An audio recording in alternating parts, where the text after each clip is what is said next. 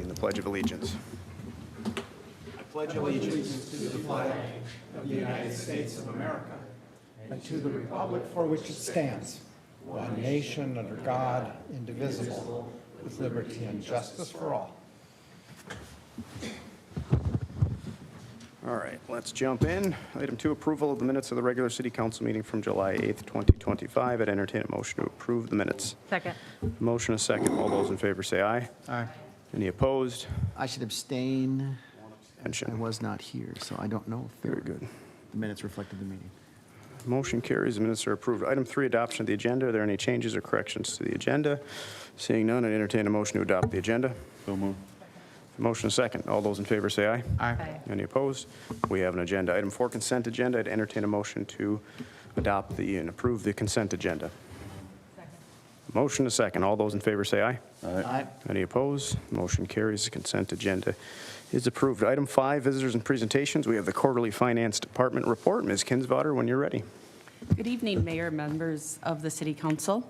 Tonight's presentation is on data through April 30th of 2025. And as I reviewed the information to prepare for this, our revenues and expenditures continue to track to the 2025 budget, where I would expect it at that point in the year. Some key points as I was going through the data: the general fund license and permits accounts are trending in line with budget estimates. This is different than it's been for a couple of years. These last couple of years, as the school district was working through their renovation and expansion project, the timing of when the permits came in, we're often had a spike above budgets. So this is the first time since 2021 we've been tracking exactly in line with our budget estimates.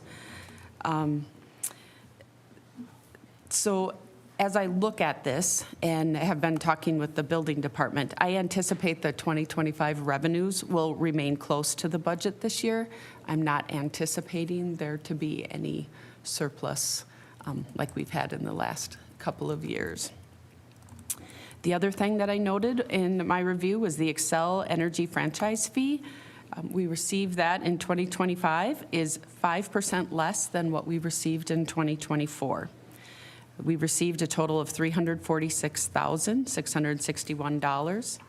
The city's franchise agreement calculates the fee that is paid to us on a percentage of use for the previous year.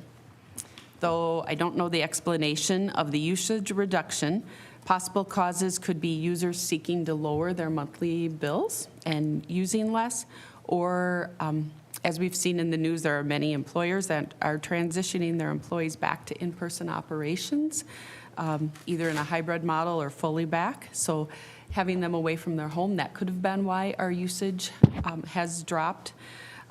Though the decrease in that franchise fee is important to monitor, when we look at the budget for the franchise fee accounts, we will be over budget at the end of the year, as the Ramsey Washington Cable Commission franchise fee that was previously budgeted for in the Equipment Acquisition Fund.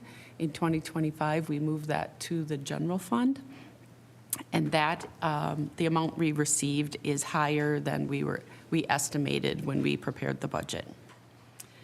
In the miscellaneous revenues, the primary receipts are for park and mooring, skid, kayak, and canoe rentals at Mataska Park, Lions Park, and Lakeview Parks. That's all tracking. We are down overall. When we look at those miscellaneous revenues, we're higher than we were in '24 at this point of the year. Our park rental fees are down a little, but as part of those miscellaneous revenues, we do have donations that have come in. We received that $2,500 donation from the Lions for the drone purchase. And so that is helping that stay above where we were last year. Interest revenues are always a really popular topic. And just as a reminder, when we look at the funds, there's no interest revenues that are recorded in any of the funds throughout the year. We allocate that at the end of the year based on the cash, an averaged cash balance for each fund throughout the year. I did take a look at the interest revenues that we've received in total so far this year, and they are higher. As of April 30th, we have $397,000 of interest that we've received. If we look in 2024, it was $339,000, and in 2023, we had $187,000. So the interest revenues are looking really good. And then, as I continue my report, looking at the License Bureau operations, the data we discuss for the License Bureau will be through June. Our department saw a substantial increase in the driver's license customers and transactions in March, April, and the very beginning of May, with the arrival of the real and enhanced ID due date, deadline. And so our line was very long as we had customers coming to visit. When we look at those transactions, we had 21% higher transactions in those driver's license ID categories than we did in 2024. So significant increase, which was evident. And there's still, I was thinking that once we hit the May 7th, that the line would go down and we wouldn't have as many customers that were coming in for those types of transactions, but we've still seen significant customer activity with people stopping in to get their driver's license or their ID updated. In contrast to that significant increase, there's been a significant decrease in the number of tab renewal transactions that we've processed in 2025 as we compare that to 2024. That is down 25%, so the percentage changes are close. My inclination with that is that customers chose to complete that quick transaction either online or at one of the local kiosks, just because of the line we had, if they stopped by and saw that there was a significant line.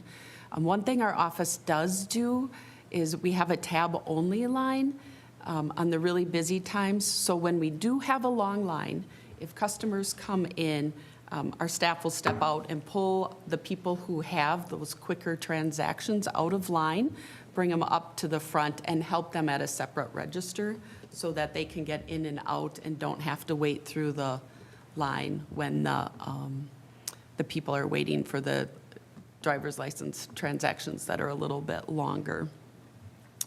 The fee revenue from those quick transactions that we can process in our department frequently offset the fee revenues where there, if a transaction, some transactions have fees that we receive that are lower, that are set by the state for the amount of work that is done for that transaction. So these quick little transactions, when we can get people in and out, that really helps us kind of balance the revenues that we have. And so that's why we're trying to do everything we can to have customers come in and see our staff. Our staff loves to help everybody who comes in, and if they can see them get out of the door fast, they're excited to have that happen. Though the dealer electronic title transactions, those are the EVTR transactions. So that's when an individual is buying a vehicle from a dealer. There is a way that how that title transaction is handled through the system. Those counts are higher than they were last year. So there are more people that are buying vehicles through a dealership. The effect of the additional revenues from more transactions in that category is lower because we have a reduction in the title transactions where people are coming into the office to do a title transfer. Though we don't understand the shift, our staff did note that they are seeing fewer people stop in to get a duplicate title because that duplicate title transaction would fall into that title transactions category. And they've also noted that used vehicles have a higher value as they're going through the paperwork. So maybe there are fewer people who are buying a used vehicle and coming in to do their transactions. So in general, the transaction counts for some of these service types may be lower in 2025 just because of that extended wait time in our customer line, especially in that March through May rush before the real and enhanced deadline on May 7th. It was interesting, our department averaged over 100 of the real enhanced ID transactions a day, and that is significant when you compare that to many other offices. We have a lot of people who come to visit us, so the staff that we have works hard to process everything as fast as they can, but are very detail-oriented to make sure that they're getting it done correctly. We do have a new seasonal employee who started this past week.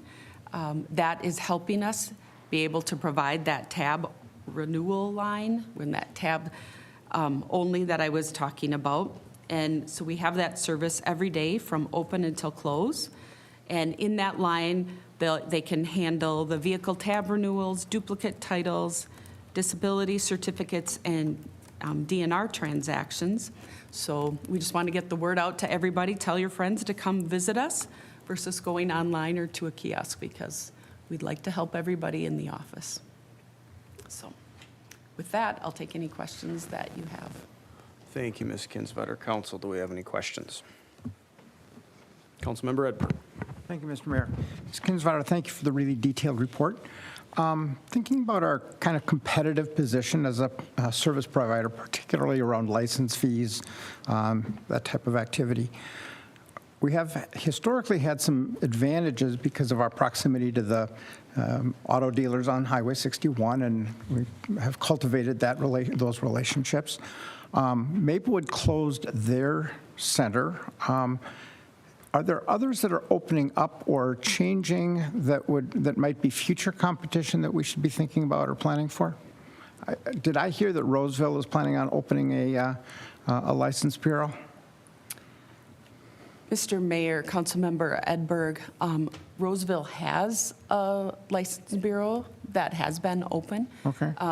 When we look at the state, the 3 busiest license bureaus in the state are Roseville, the St. Paul location, and our office. So I don't know if they are planning to move to a new location, but they do have offices that are operating there. I would say there's not any other offices that are planning to open, but there are other offices that are trying to figure out ways to get in and work with the dealerships in our area, because not everybody has as many dealerships as we have. We have a good relationship, but there are ones that are working to kind of take that business from us. Thank you. Any other questions? Very good. Thank you again for the detailed report. We appreciate it. Thank you. All right. Item 6, first reading of an ordinance amending the municipal code replacing Chapter 603, parking. Mr. Anderson, when you're ready. Thank you, Mayor and Council. So we're here tonight to have a first reading and a public hearing on a proposed parking ordinance. I know the city, including staff and department heads who we have with us tonight, have been eager to update the parking ordinance for quite a long time. There's some language in there that was antiquated and needs to be updated to sort of come into consistency with the way things are done and some of the goals and expectations of public works and snow removal and other things. So staff asked me to help facilitate the rewrite, which included a review of the existing code language by department heads, incorporating their changes and recommendations into this document. Staff had multiple meetings about sort of what works, what doesn't work, what kinds of things we want to see in our parking ordinance moving forward. And then we, of course, had some changes with the new high school campus and some of the desires to clean up the language and make sure we're well suited to handle the parking restrictions and the permit-only parking that was a goal for that area, just given the changes that have happened in that location. So a lot of what I'm about to summarize quickly is provided in the memorandum that I had submitted and is in your packet. But the update really includes both substantive changes and then some, of course, non-substantive or what I would consider housekeeping type changes. First, we cleaned up the definitions and tried to delete either outdated or unnecessary definitions. We removed any outdated or unnecessary code language from the perspective of law enforcement or other department heads. We clarify the city council's ability to both restrict parking throughout the city, but also to establish permit-only areas for nearby residents that would be affected by parking restrictions, including short-term permits for guests. We also cleaned up the permitting process and made it a little bit easier to interpret in terms of what has to happen in order for residents and others to apply for city permits and those kind of the special permissions that we're talking about, and more importantly, how that would work mechanically. One of the big, what I would say, substantive changes deals with winter parking, and the rules that are proposed in this ordinance amendment would, from staff's perspective, allow our public works team to more effectively and efficiently remove snow in the wintertime. And so one of the changes includes prohibiting overnight parking between November through March on city streets, and that's currently proposed through the hours of midnight and 6 a.m. And then also to prohibit parking in municipal parking lots after any amount of snowfall. There's currently a prohibition that is triggered by, I think, a 3-inch snowfall, and that gets difficult to enforce and interpret. You know, people aren't standing out there with their rulers. And the bottom line is that whenever any snow falls, staff feels the need to obviously remove it, clean it up from the parking lot to avoid slippery conditions, ice, and just, snow sort of piling up or getting compacted by vehicles and those kinds of things. Another new provision in here would prohibit parking in any manner that obstructs or blocks access to either driveways and also pedestrian ways, sidewalks, or trail entrances that are, adjacent to city streets. And another provision in here would prohibit trailer parking for more than 30 minutes, and that would just be standalone trailers or other recreational type trailers, except in any council designated areas, maybe areas near lakes or lake access that we feel the need to allow trailer parking in for whatever reason that might be. And then finally, there's some language in here establishing or clarifying, more importantly, that parking violations are petty misdemeanors. In other words, they'd be non-criminal violations, still subject to citations and fines. But they're not going to require mandatory court dates necessarily.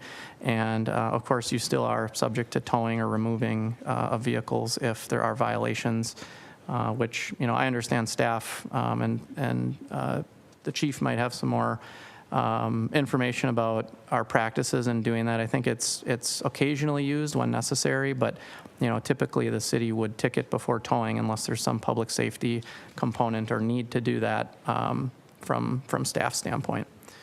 So we're not changing the ability to tow or remove vehicles, but that is still in here. I just wanted to clarify that. So as I mentioned in the report, the last thing it's worth mentioning before we open it up to the public hearing and council discussion and questions is that staff's working to compile a list of the different areas in the city that are subject to existing parking restrictions, where we have no street parking or permit-only parking or trailer-only parking, things like that, just to have sort of that inventory available to the council and to the public as sort of a clean slate as part of this new parking ordinance. I think that would be helpful, and I think staff is interested to see sort of, when all these restrictions were put into place, and just to have an idea of maybe why that happened. And then we also intend to, at the time at least of second reading, when we can hone in on a final ordinance product, bring another resolution to the council with just a couple new special parking restrictions at staff's recommendation, particularly related to the new locations around the high school that we've talked about, and that council has given direction to move forward with that. The goal was sort of to get things in place ahead of this fall, ahead of the school year, and once, more events start ramping up in that area. And so, again, we would intend to bring that with the ordinance at the second reading as sort of a companion document or a separate action that the council would take at that time, depending on sort of how things move along. So, again, that's kind of a summary of the changes, pretty high-level summary. There's, a lot of red ink on the red line, but again, a lot of that was cleanup. We're happy to answer any questions. I can certainly do my best to answer them, but like I said, we have a lot of department heads here tonight, too, that had input, and, we want to ultimately get to a end policy product that the council is in favor of, and that makes sense for the city. So that's our goal. Very good, thank you. Council, unless there's any pressing question that you have for our city attorney, I'm going to open up the public hearing first, and then we can offer comment. All right, I will open the public hearing. I have a list with a name that once was on and is now crossed out, so I have nobody on the list. If you'd like to speak specifically to the first reading of the ordinance amending, replacing Chapter 603 of the Parking Code, please step up, state your name and address for the record. Seeing none, I will close the public hearing. All right, we'll bring it back to the council. I just have one clarifying question on the snow-related parking restrictions. I'm reading it. I understand in practice the 3-inch kind of trigger was unworkable. We don't expect someone to go out there with a tape measure. And I'm sure staff will do a good job without being heavy-handed with this, but I guess I'd like to hear from staff on how you see this actually playing out in practice. So read the specific provision. No person shall park or permit to be parked a vehicle in a municipal parking lot immediately following an accumulation of snow until the snow has been fully removed from the entire lot. I'm just envisioning a snow ends and it's 3 in the afternoon on a Saturday and someone needs to park. So how does that actually work in practice? Mayor, members of the council, so in practice, the typical operations are before typical business hours. So we're typically coming in 2, 3, 4 in the morning, depending on the amount of snow, so that we can react and have that, those municipal lots, the adjacent sidewalks in the downtown area, clean and clear by typically 8 a.m. As far as subsequent, typically if snow continues to fall, typically with normal business operations, we can't get in and plow or blow or broom snow off. So we would return the next morning and redo those areas. The parking lots fall in that same realm of the sidewalks. We typically try to get those down to typically bare pavement. People are walking in them. So we, again, the 3 inches has been very problematic. Even similar to your question on, any accumulation. So if at, the existing ordinance language, if at noon we got 3 inches, we're not coming in as soon as that 3 inches falls or that last flake of snow falls to come in and plow. So practical side of it, we are really coming in very early in the morning and being done by, typically in the downtown by 8 a.m. Okay, I'm following you. So for all intents and purposes, during normal business hours, we're not even going to try. This really is in practice. If we just didn't quite get to it and there's 6 inches of snow on the ground and it's 8 a.m. and we didn't get to it, you're not supposed to park there, or 7 a.m. But operationally, we're staffed up to be able to hit that early in the morning. Correct. Okay, I appreciate the clarification. Well, this is just a first reading, so we don't have to offer comment, but if anybody sees anything that's major that they might want to see brought for the second reading. Councilmember West. Thank you, Mayor. So I was looking at the prohibition of the overnight parking between 12 a.m. and 6 a.m., street parking November 1st to April 1st. And I'm just thinking about my neighborhood, kind of by White Bear and County Road F, and how that actually works. And that would shove a lot of people from the side roads, because I don't think everybody has driveways or driveways enough, because a lot of people park on the side streets, like basically onto County Road F. which is already pretty busy with parking. So I'm trying to figure out like where are people supposed to park between 12 and 6 if they don't have a driveway and they can't park on a city street? Mayor, members of the council, the true intent of the time within there, and I was trying to find the old language, the true intent was to move that. I believe the old language is 2 a.m. Typically, we're in there starting at 2 or 3 a.m. to completely remove snow before traffic gets on the roads about 6 a.m. So we get the majority of our primary routes done by 6 a.m., and then we start doing some side streets after that, cul-de-sacs, sidewalks, things like that. So really, the old language, like I said, I believe is 2 a.m. By the time we're out there and we find problem areas where people are parked on the streets, it's impossible for us to react. So typically at that time, we're calling Chief Hager or his staff and having cars towed if needed. By that time, we've already got plows on the street. So that midnight gives us that opportunity, the couple extra hours to go out pre-drive. Our Public Works Superintendent will review areas that are problematic. It allows our officers to see areas that are problematic, get those taken care of before the majority of our snowplow operators get out there at typically 2 to 3 a.m.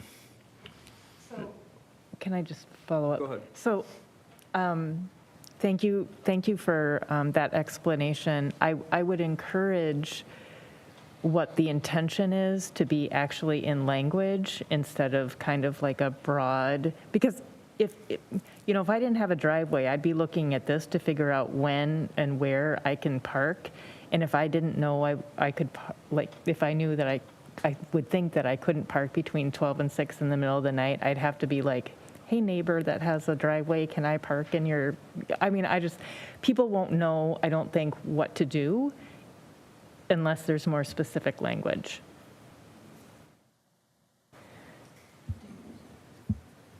Mr. Anderson. Thanks, Mayor. I just wanted to clarify what the current language says. So there's sort of two provisions in the code today that regulate winter parking. One of them is sort of a simple prohibition on parking on any city street or in the municipal parking lot for more than 24 consecutive hours between November and through March. So that's one thing. You can't leave a vehicle in any location for longer than a 24-hour span.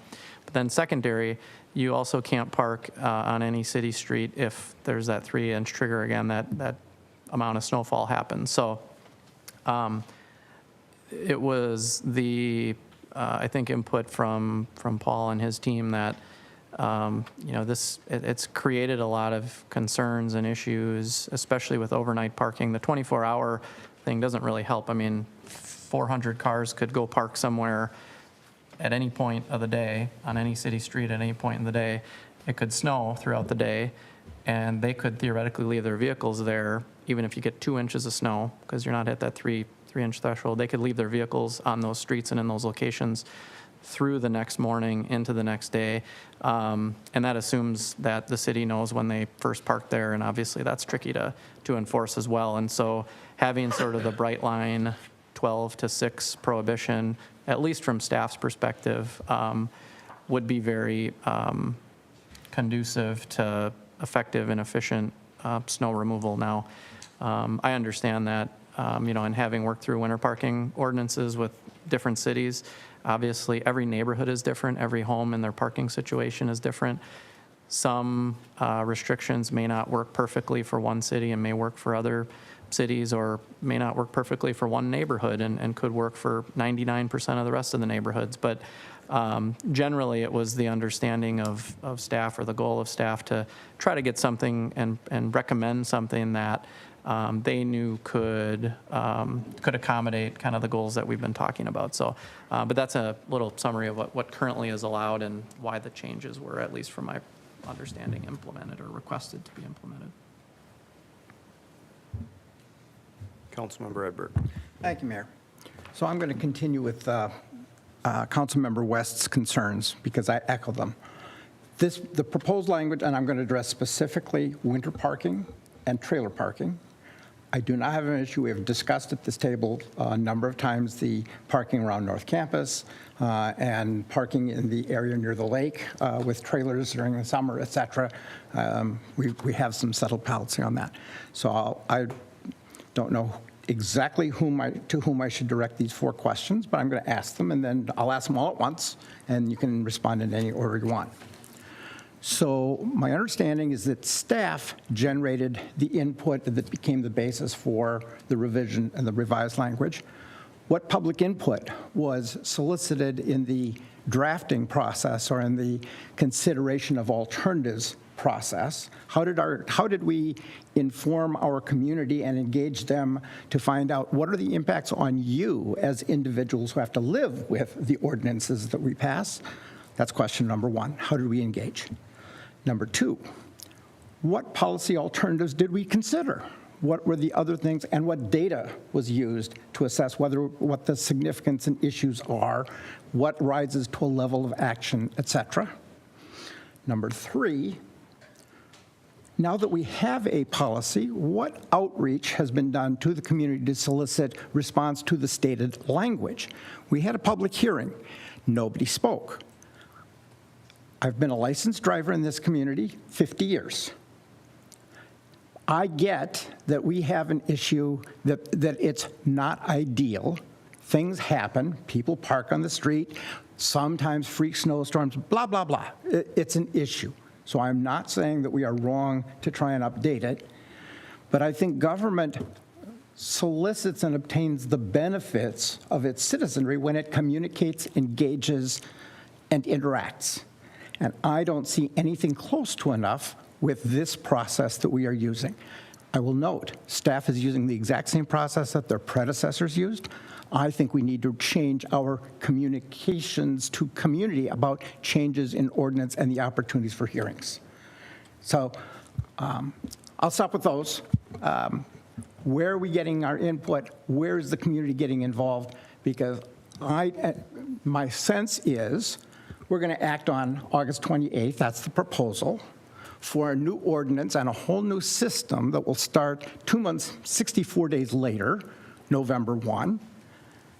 And I'm trying to figure out how people have a reasonable time to adjust when they have the kinds of situations that Councilmember West is identifying.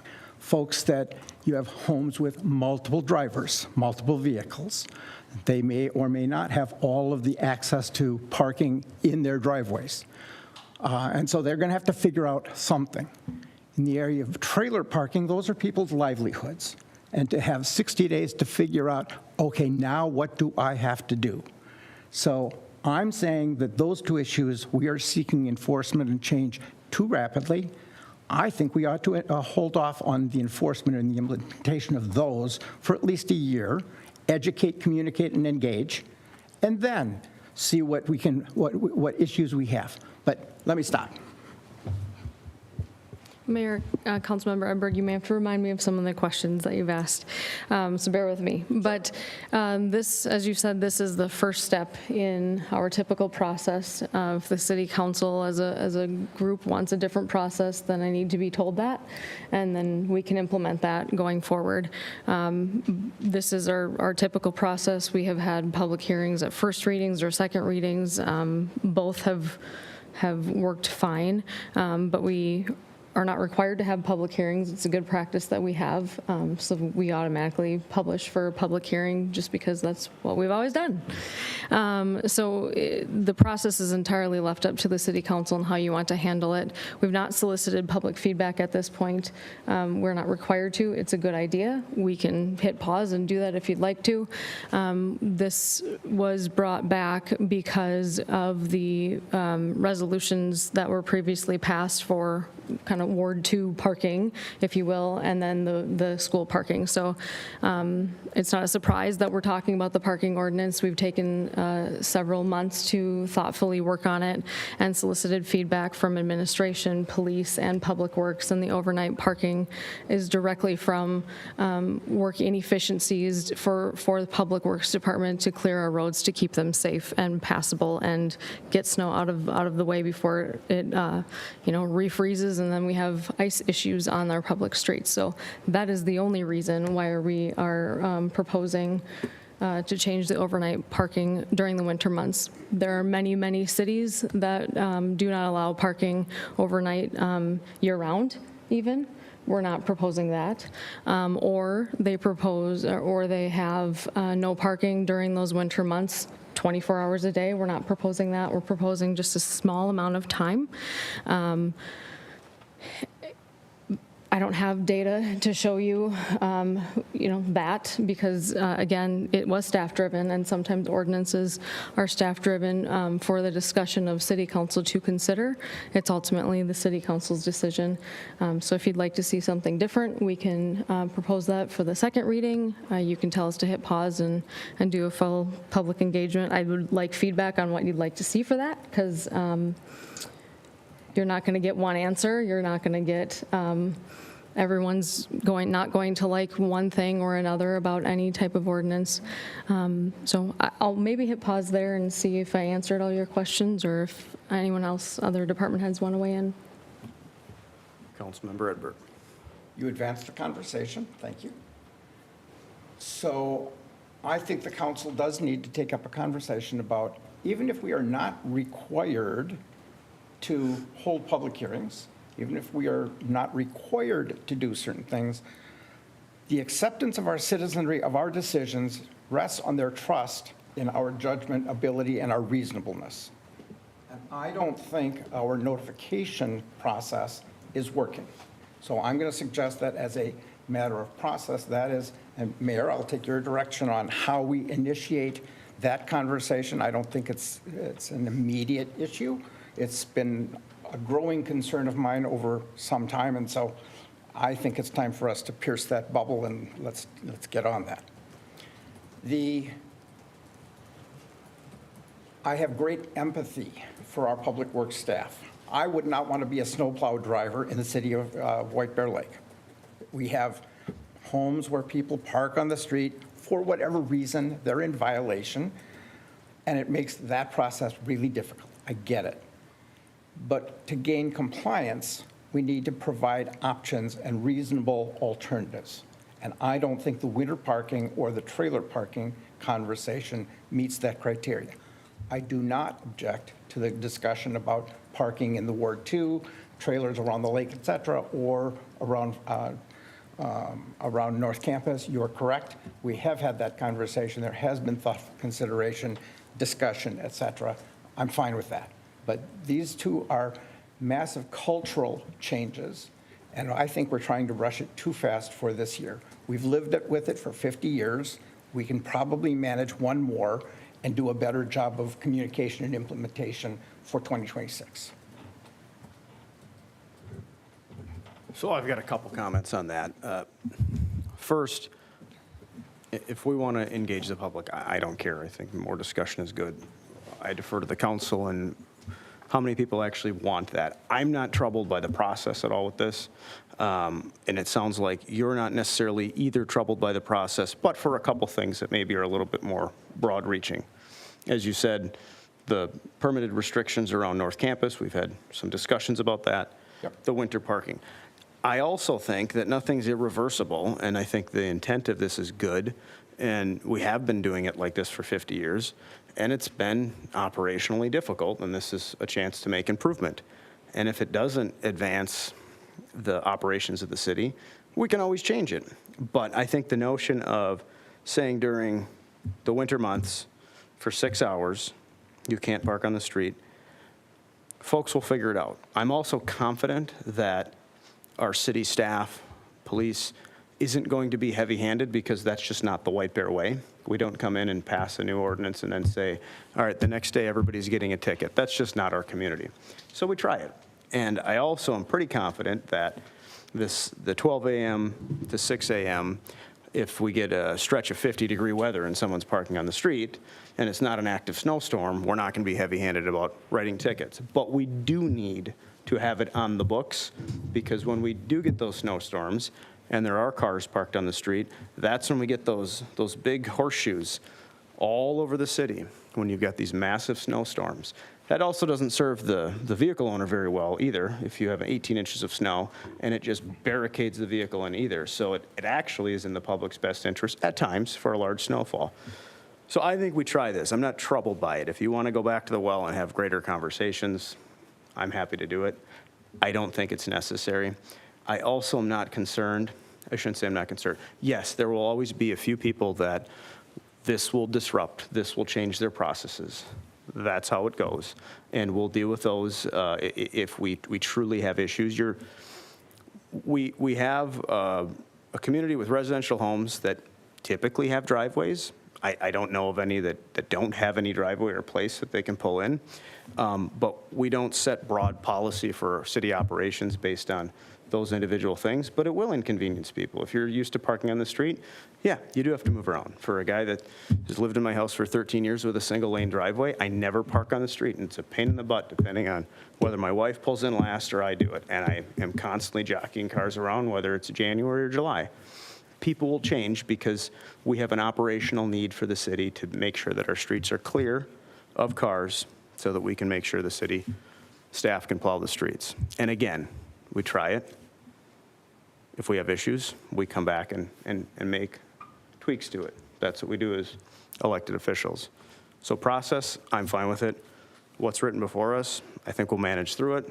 Maybe we'll learn a little bit from it, can make improvements. But again, if members of the council want to engage the public more on this, you just let me know and we'll make sure we facilitate it. So does anyone else feel like they need to hear more from the public? Councilmember Hughes. Wasn't going to speak to that, but I guess I could see a little tightening of the language to see. I don't have a problem with 12 to 6 when there's going to be a snow event. I mean, I think you're making excellent points that you need to be able to get the car off the road before you plow. But I've got plenty of people in my neighborhood who park overnight and as a general practice. And so for 6 months out of the year, that is an inconvenience. I think that for the most part, most of them get off the road when there is a snowfall coming. So I guess I'm just curious if we can go back and just try one more time. I don't mind the 12 to 6. I don't even mind 10 p.m. to 6.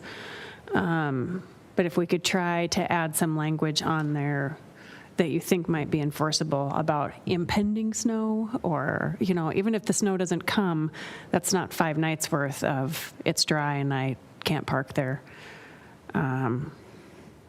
Again, that may not be enforceable, but I guess I would love to see a one last stab on trying to narrow down, widen those hours, that's fine, but narrow down the dates that are affected during those times. And to Mr. Edberg's other point about trailers, I don't really know what the real problem is with it, but maybe we just put a 6-month, you know, this goes into effect in 6 months, and everything that comes out of our licensing bureau, you know, that licenses a truck gets a 1-pager in it that says, by the way, you can't, as a truck license a trailer, that, you know, by the way, you've got to move this thing. You can't have your trailer bed, you can't have your trailer sitting out there. I don't see it all that often, so I guess I don't know where it is. For the most part, the trailers that are in our neighborhood are, you know, they're still attached to the truck, but some people do leave and go to lunch and come back. And I would hate for them to have a problem because of that. I don't think they probably would, but, so maybe that actually extends to 2 hours, because everybody loves a 2-hour lunch.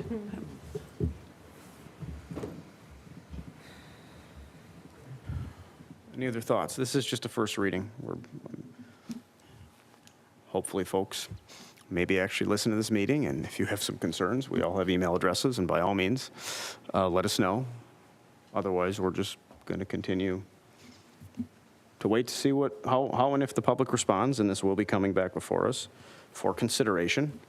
Does staff need anything else at this time by way of preparing for when it's currently scheduled to come back before the council for a second reading and ultimate potential adoption. Mayor, thank you for the question. If there is any consensus around, a snow emergency, I think that would be technically maybe what that would be called, what Councilmember Hughes would be suggesting. We could take a look at that if there's a consensus. If not, we wouldn't be making any changes for the second reading. The second reading is scheduled for August 26th, since the next council meeting is a little wonky.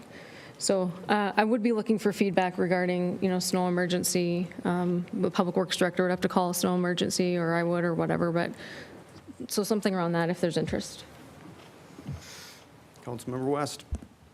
I'd be supportive in making it as narrow as possible, so a snow emergency would be my suggestion. Would anyone else like to see that? Some language on the snow emergency. Councilmember Hughes. I would like to see some language on a snow emergency. Okay. I think that's a viable option to consider. It addresses, it makes it livable, and delaying the Councilmember Hughes' suggestion about delaying enforcement on the trailers for X number of months, maybe start of next year, next spring, whatever, that also strikes me as a reasonable suggestion. So if I'm hearing the feedback from the council, maybe some language on what a snow emergency would look like. Beyond that, there's not a lot of major things that we can't handle on the fly at a second reading. Once folks have had a chance to think this through a little bit more, maybe hear from the public or not. That's up to the public. And then we'll dig into it in August. Sound like a plan? All right, very good. Thank you. Thank you. Good discussion. Item 7A, under unfinished business, a second reading of an ordinance amending the zoning code. Mr. Lindahl, when you're ready. Mayor, members of the council, as you mentioned, this is a second reading of an ordinance to amend, to actually repeal, amend, and replace the city's development regulations. Just by way of some quick background and review here from the first reading, we're really focused on, in this update, on implementing the project goals, which included implementing the comprehensive plan standards, protecting and strategically growing White Bear Lake, supporting economic development within the community, increasing housing choices, transitioning to more of a place-based zoning, again, protecting what's unique about White Bear Lake, and then creating a modern, user-friendly and well-illustrated code. Just again to remind everyone who's listening, the scope of the project again is to repeal, amend, and replace certain sections of the code, including 1202 signs, Article 13 zoning, and Article 14 subdivision. And those are reworked for the most part.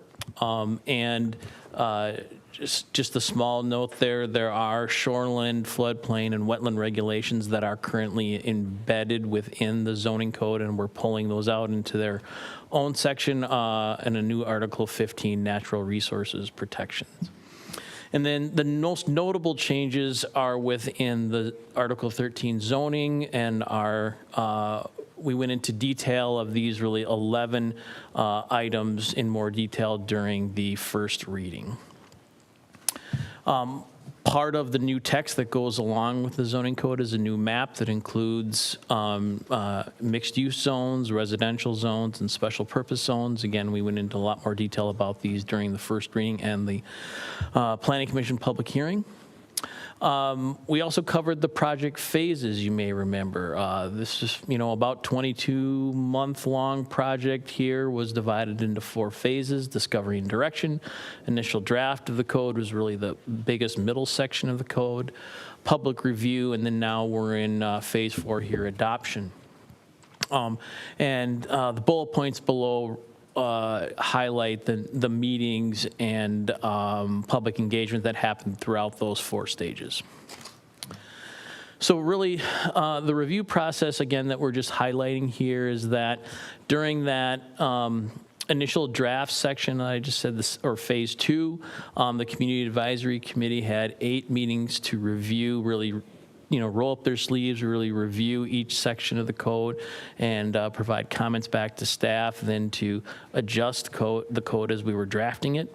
The Planning Commission just last month on June 30th held the required public hearing, recommended approval 6-1, with one recommended amendment to have an ownership requirement for accessory dwelling units. And then just at your last city council meeting, you held the first reading for this back on July 8th.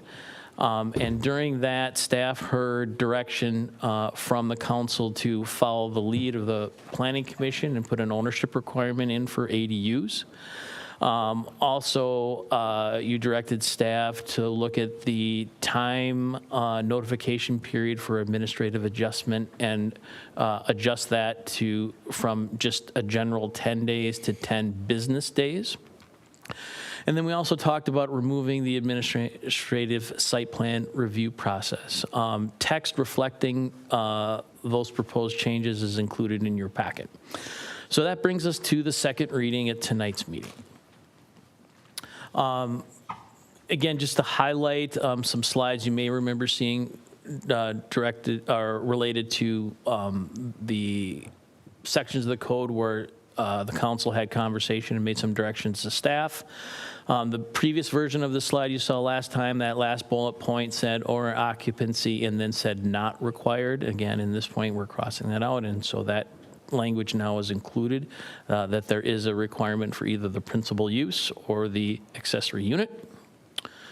The administrative adjustment, again, the cloud here on the right side of the screen, second bullet point down, again, highlights that we've changed this to 10 business days for administrative adjustment notification.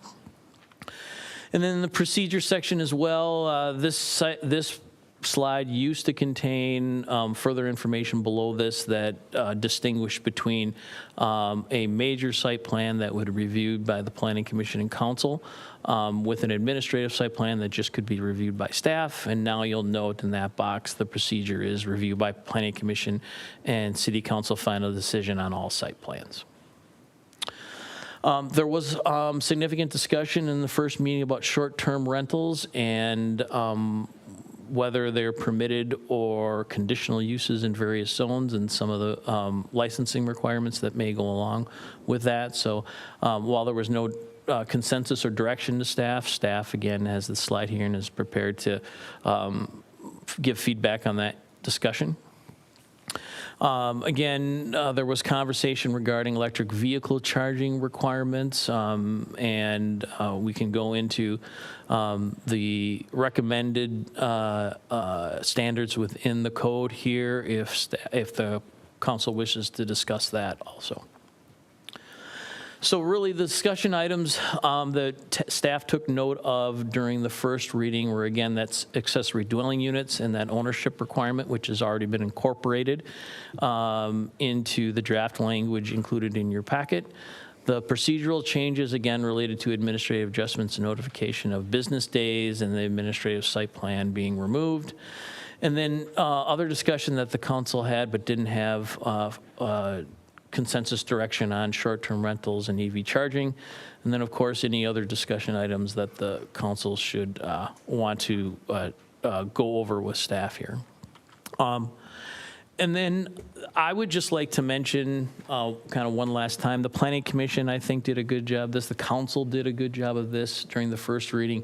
But just as the lead staff person, I would like to give one more acknowledgement to thank all of the members of the Community Advisory Committee who gave, their time and really, rolled up their sleeves and went into the details with staff.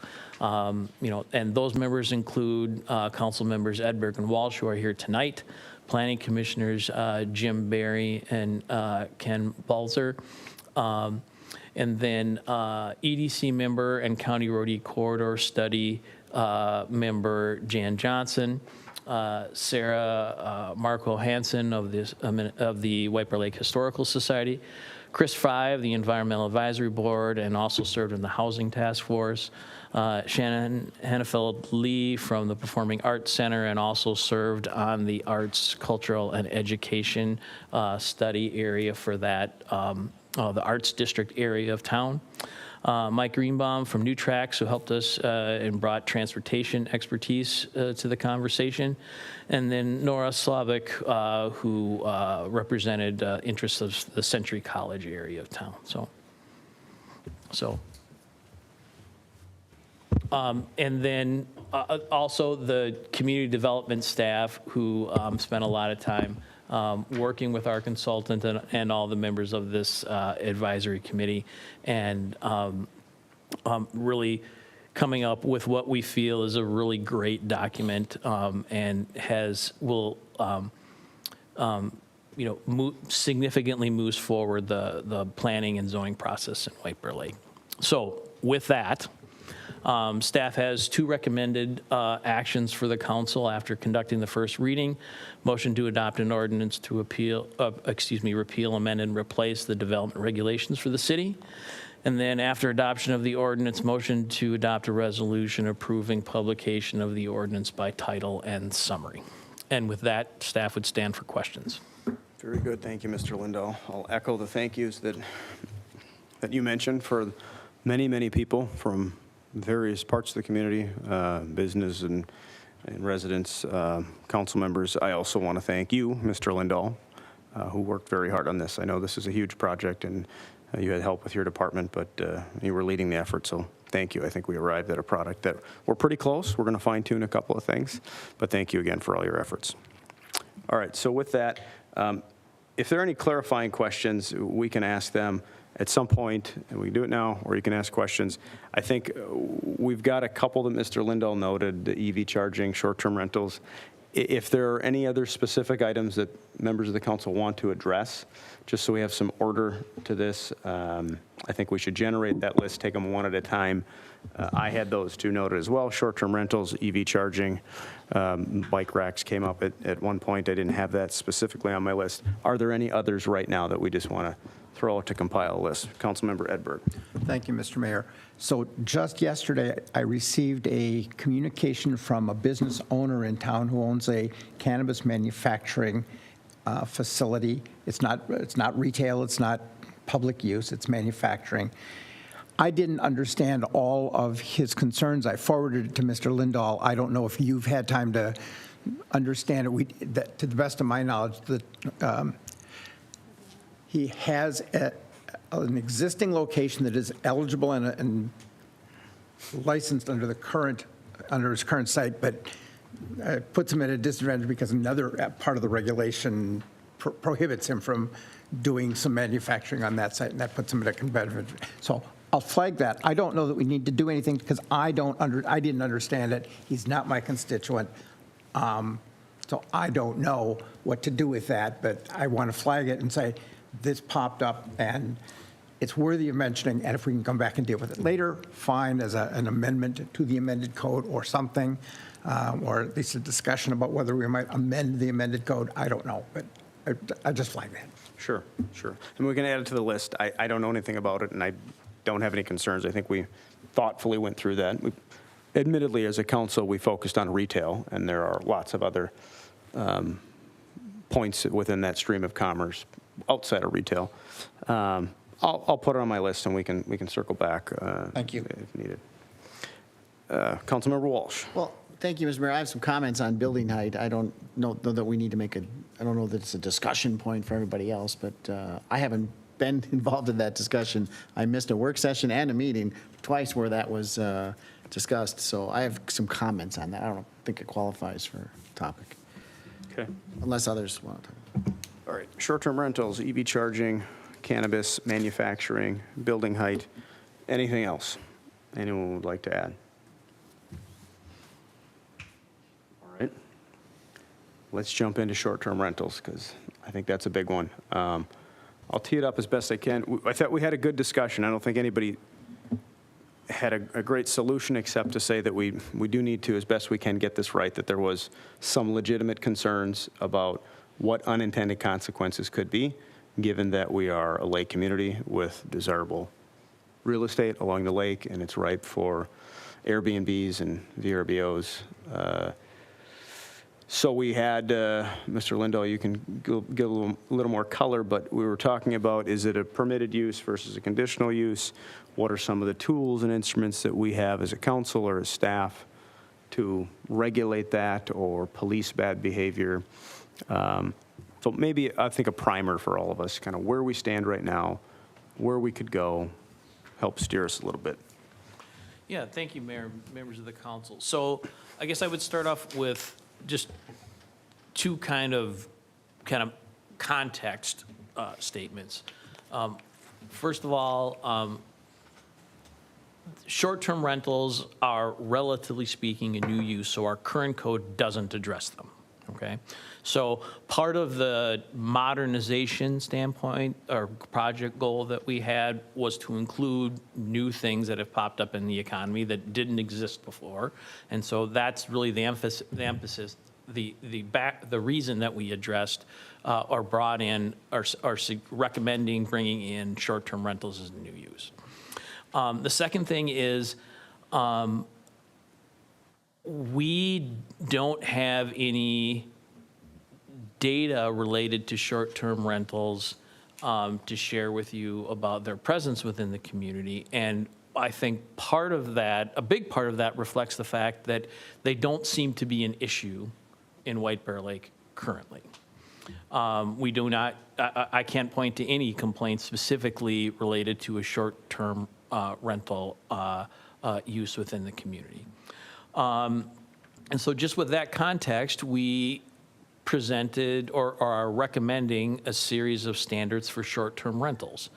That includes establishing the use as either a permitted use, as you can see on the screen here, the lowest line on this chart, on this slide, as a conditional use in which is the clear circle in this chart, in the GXN neighborhood, the R1, and then the R2, the R1, which is, excuse me, the island neighborhood, and then the R2, A, B, and C, which are the R2 are all the lakeside zones within the community, okay?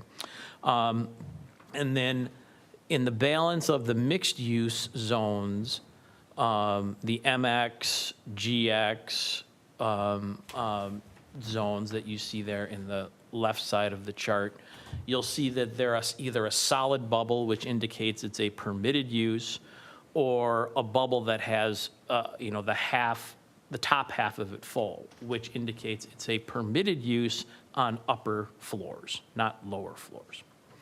And so, and then you'll see that in the R3, R4, and R5, it's simply a permitted use. And so just as kind of a little bit, again, of context to how we came upon a recommendation for either a permitted use or a conditional use, we started from the context of looking at really trying to establish minimum regulations, establishing the term, what that is, less than 30 days, and the standards that go along with them that are here listed on this slide, and then treating them really similarly to how the city has regulated traditional rental uses. So predominantly throughout the city, that was the approach that was used. Now, taking a closer look at the lakeside neighborhoods or the area, the GX neighborhood, which would be, allow some mix of uses and some higher densities on the edges of residential areas, we recommended that they be considered as a conditional use, primarily because of their really adjacency to the lake within the community. We anticipated that they would be more common in those areas because that's an important draw, we think, to this kind of use. And that then because they would be more frequent in those areas, we think that they would actually also likely be more intense than a typical short-term rental use that may just be in a neighborhood. So the frequency and intensity of those activities. And we looked at it from the perspective of the lake being a signature feature within White Bear Lake from both an economic development standpoint and an environmental standpoint. And, you know, coming to the conclusion that based on those factors, there could be a need for additional regulation related to those areas of the community. And so that's really the background and context of how we set up the standards the way we have. And, you know, I guess with that point, I'd stand for questions and try to maybe fill in any comments that the council may have. Well, I'll just offer a couple comments. I grappled with, this came up at the Planning Commission meeting, a member of the public kind of questioned why there's a distinction between the R2 and R1, but really R2 and everybody else. And I kind of went back and forth and had to think about it. I think I've landed on there is a need, and here's how I view that.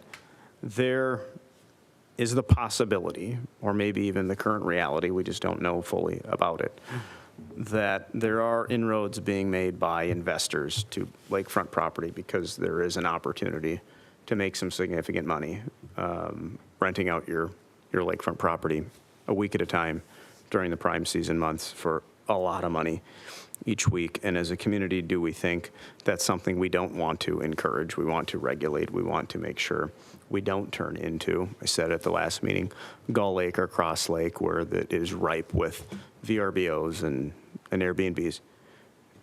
And I think we do. And I approach it and look at it through the lens of we are a community, not a resort town, not up north. We want people to be long-term owners.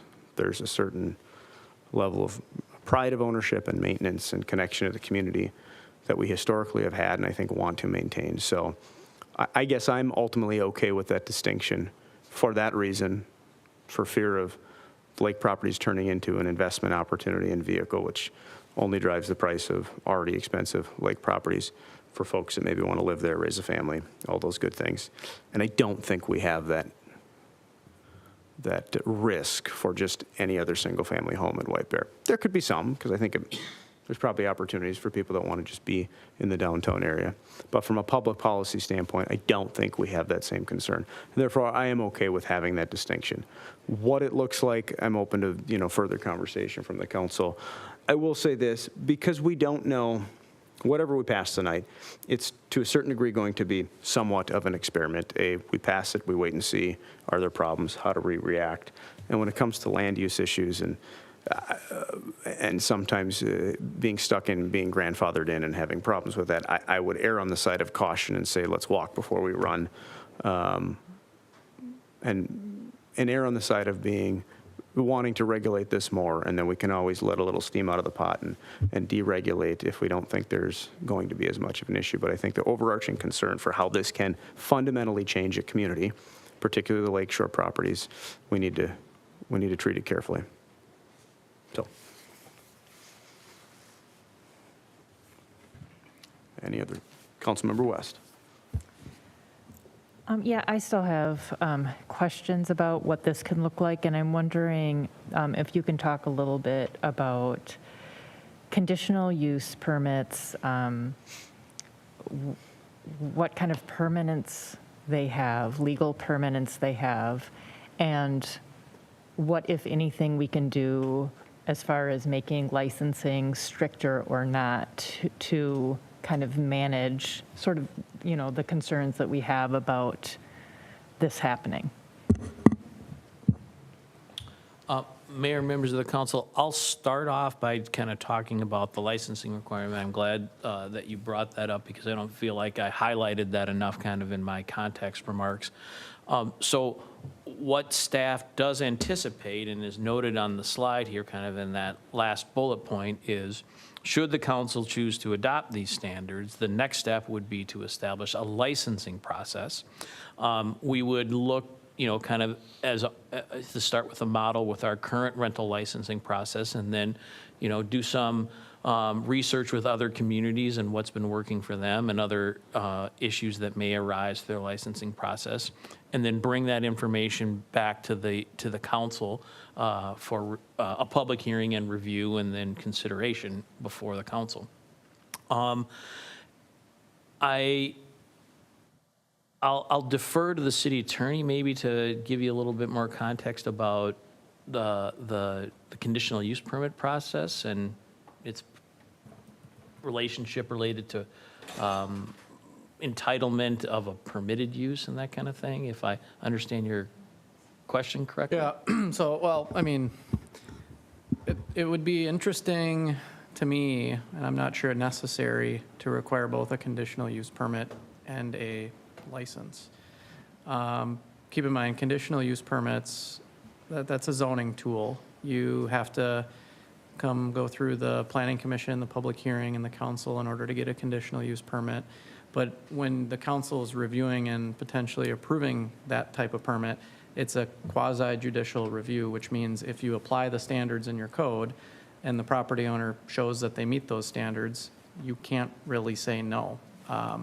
Some of the standards, there's some gray area about public health, safety, those kinds of things. But generally speaking, you're supposed to sort of apply the rules to the permit or to the conditional use permit application and approve it if they, fit within those rules. But those run with the property, and a conditional use permit in the sense of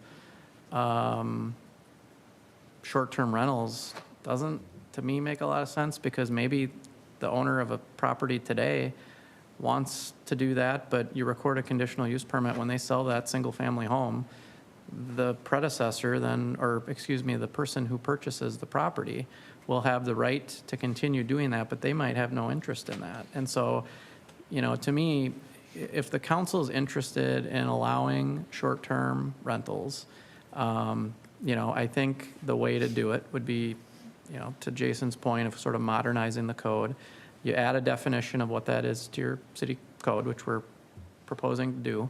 You make it permitted in whatever districts you think it should be permitted in, and then you impose whatever restrictions you want to include as part of the licensing scheme and program. If somebody violates the licensing requirements, you yank their license just like you would a rental license, and then they don't have the right to continue using it for a short-term rental.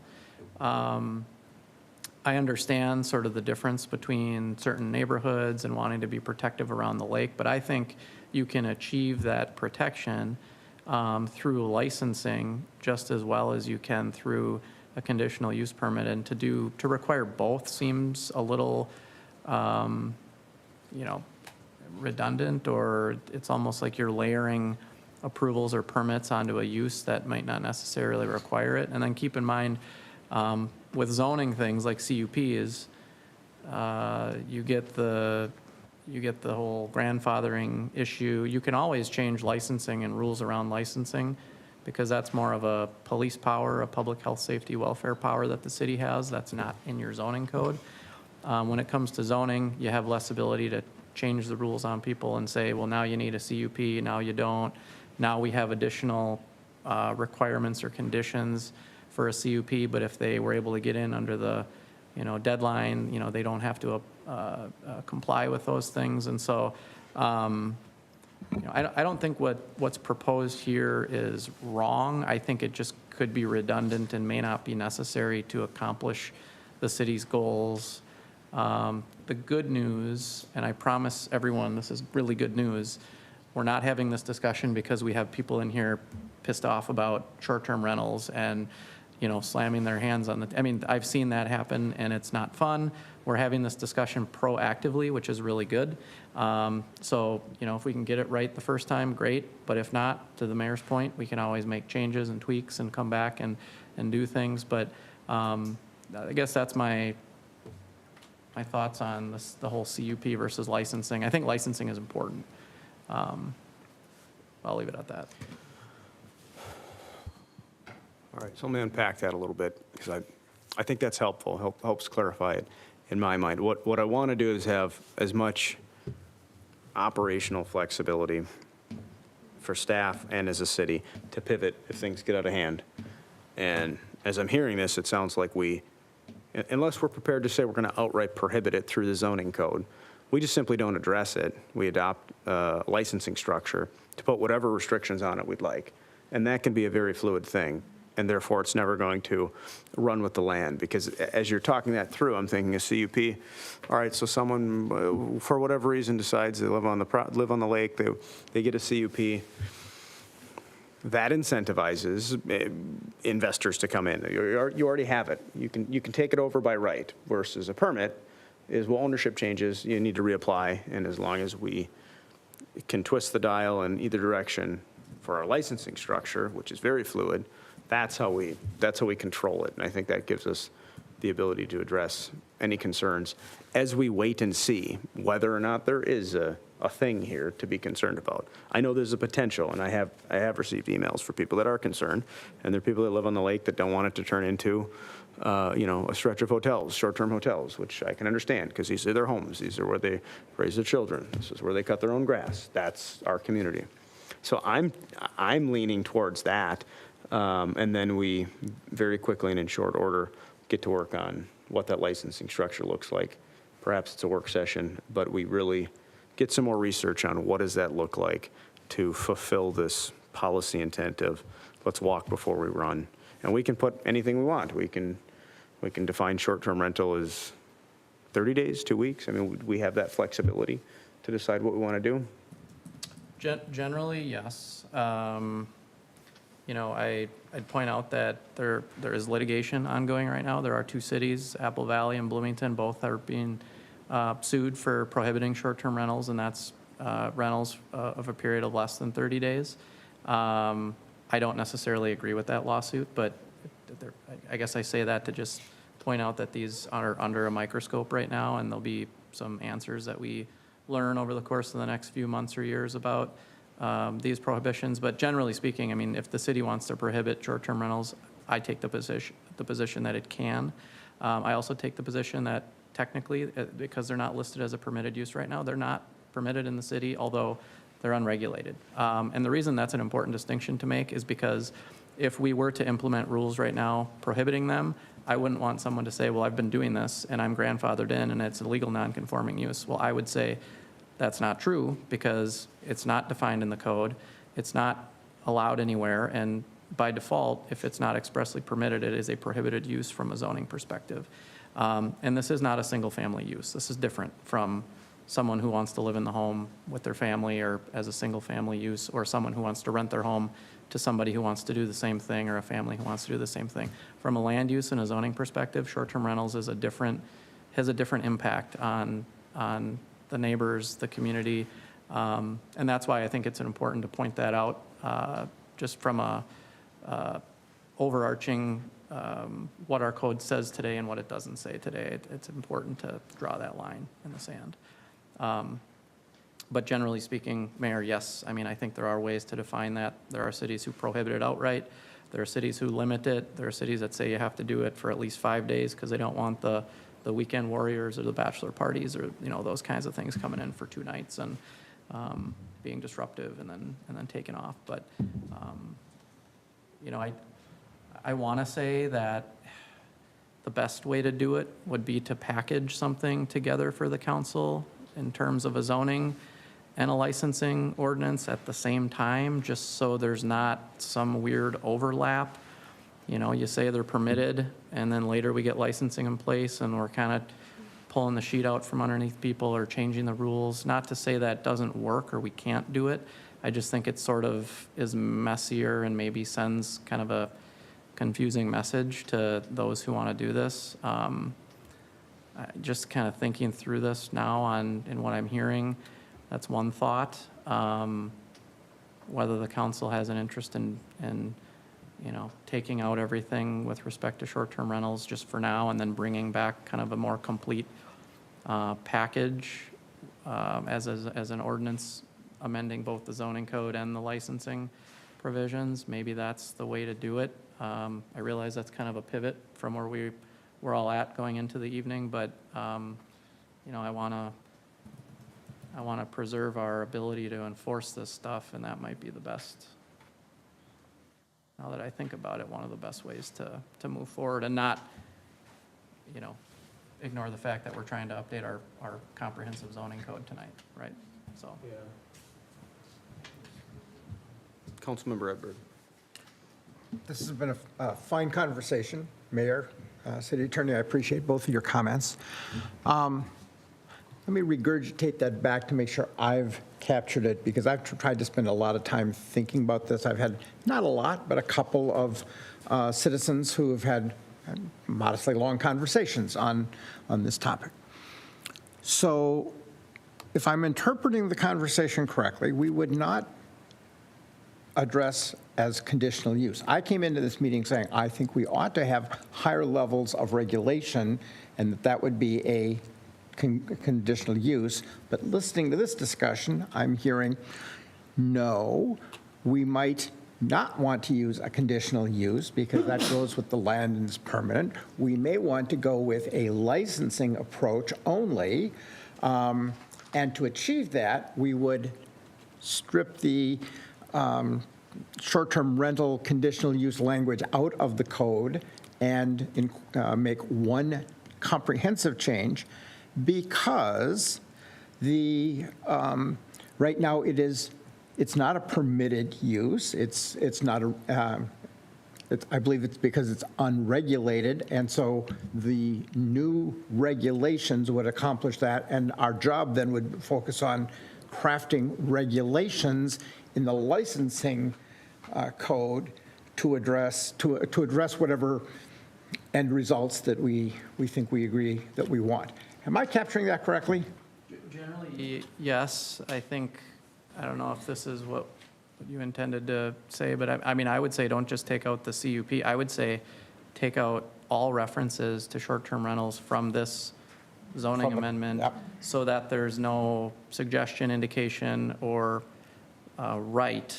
expressed right in the code to do this until we sort of bring back that more comprehensive ordinance. And the option that creates for us then is that gives us the strongest set of durable tools to create whatever behavioral and regulatory structures expectations that we have for those that might seek to have a short-term rental property in the city.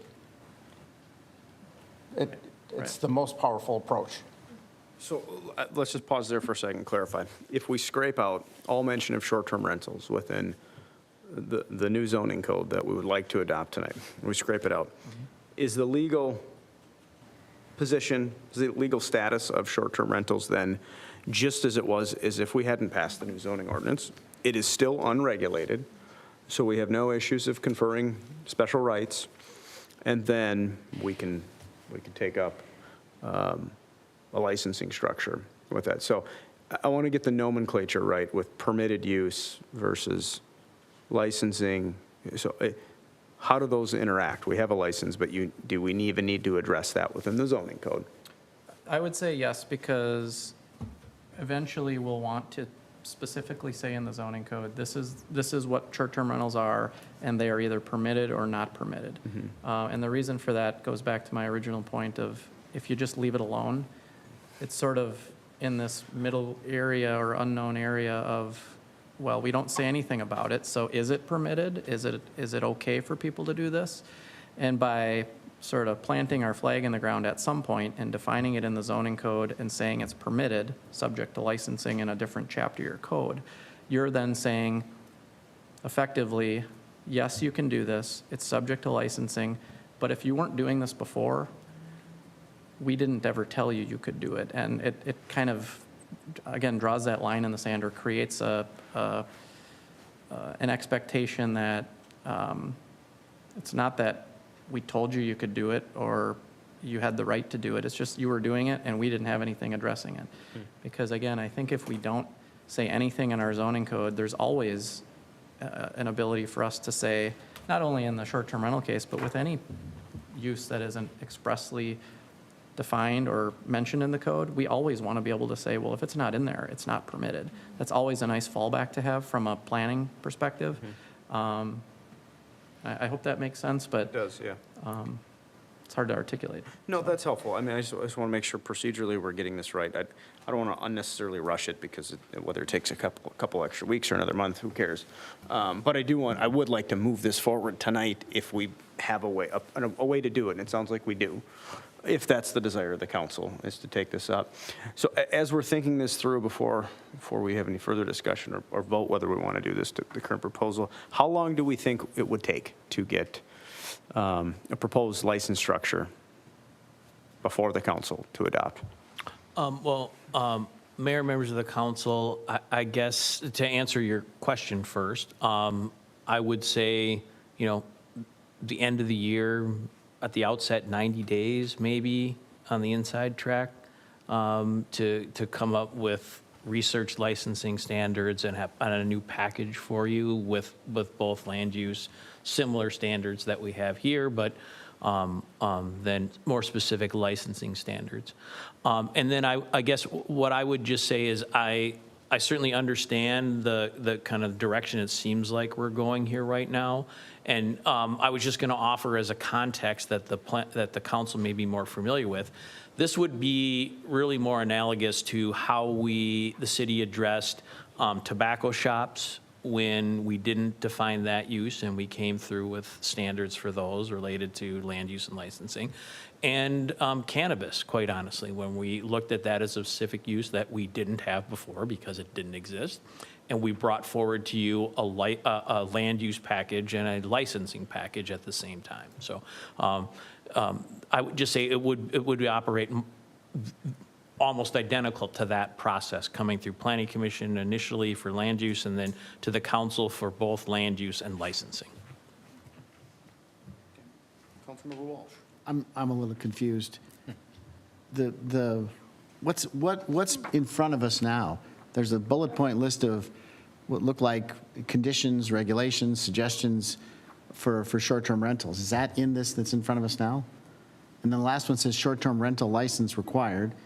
So what was the assumption before this conversation, that if we pass this, that they would go put together a short-term rental license Yes. structure? So what, I'm missing something. What's different? Now you're talking about doing that plus the license thing, No, which what's had to be done different anyway. is if we put that in there and confer certain rights that you can have a short-term rental by way of a conditional use permit. Well, hold on a second. Help me out. That's the structure that's in the proposal by conditional use permit? Right. For some, it's, Wait, can you tell me where that is? I'm in 1305, but I can't find it. Is it not in 1305? So I see the chart 1305-1, I can see that, but is there language somewhere else?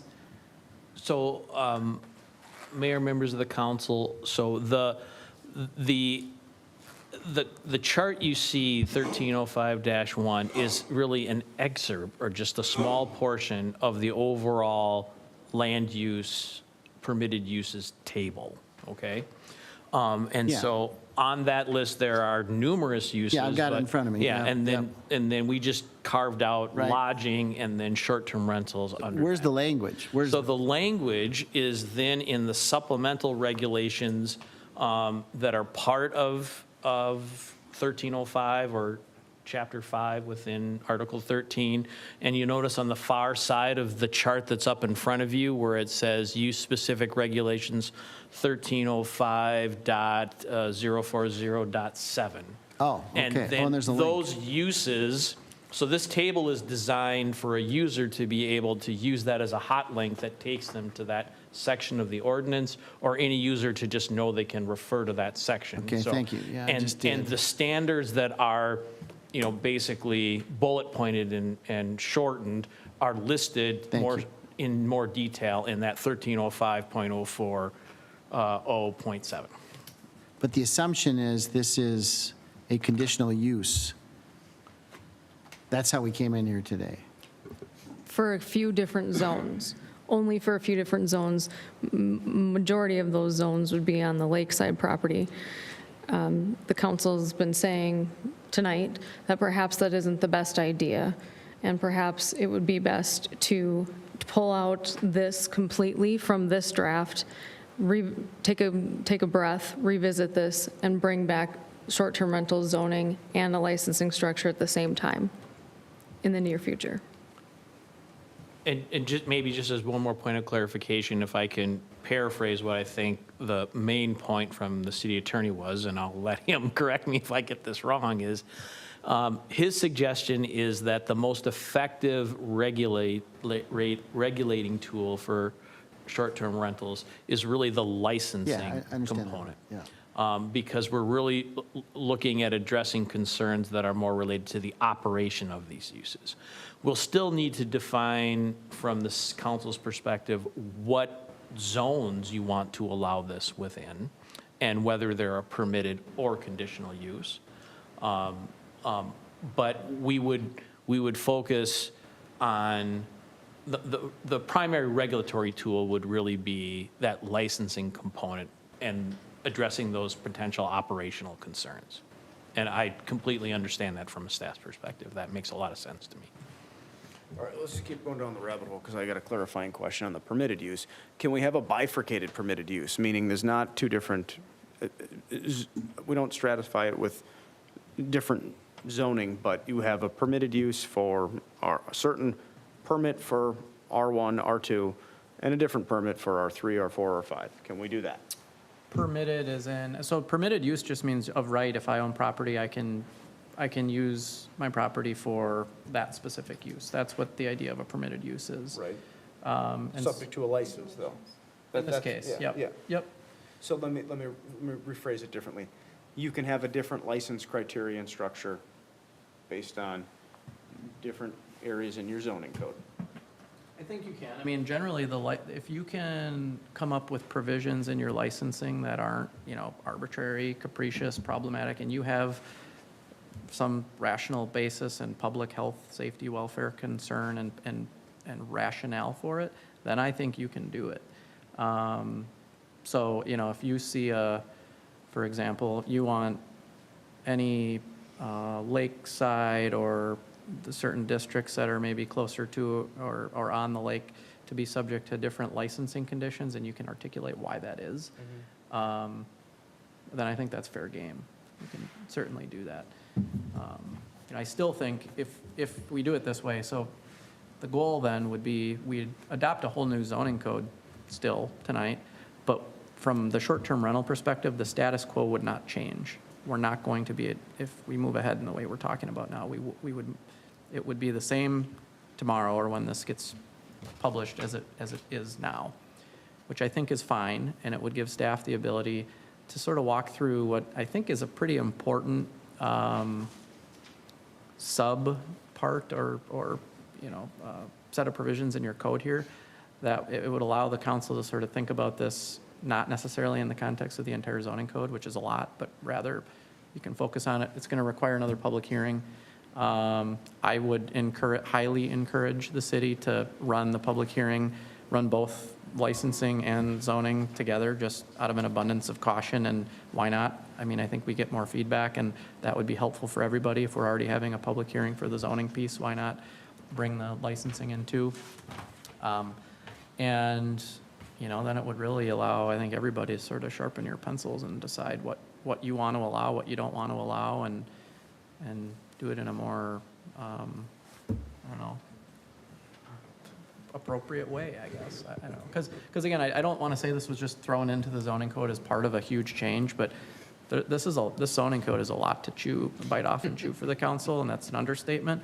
And so, incorporating these new kind of global changes is I think, difficult to do as part of that process, although everyone's been doing a really good job, and I commend staff and the committees for it. Yeah, and in fairness, I just don't think we've ever really aired out this topic. We've talked more broadly about the zoning code. Now we've drilled down. We're at the finish line, and we're saying, hey, this particular discrete part of the zoning code is not quite ripe yet. We have some concerns. So it makes sense. Councilmember Walsh, did you have? Yeah, I support that. That's fine. We can pull it out, take more time, bring it back later. I have no problem with that. Can someone just help me understand how to read this new document then? Because I even sat on the committee to put it together. And you're saying that, it looks to me when I look at that 1305.040.7 lodging, examples of something, short-term rental, and it's what's repeated on the screen. It looks to me like it's a permitted use. How do I know that that requires a conditional use permit or a process? It doesn't say here anywhere that you can do this, but you have to go through a process. So, Mayor, members of the council, that's really a great question. I think that's an important clarifying one to even people who may be watching this at home. So the way the zoning ordinance is structured is the use table that you see the excerpt of on this page details whether or not it's a permitted use, a conditional use, and whether or not, solid dots indicate a permitted use.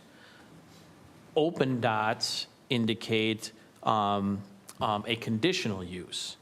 The dot in this table that has the upper half of it filled indicates a permitted use, but only allowed on the upper floors. And unfortunately, well, again, staff didn't include, the description of what I just told you about what the bubbles mean is included as a footnote in the bottom of the table in the overall code. So it's very clear at the bottom of the table in the full code, and just apologies from staff's perspective, we didn't include that information on the slide that's before you, so apologies for that.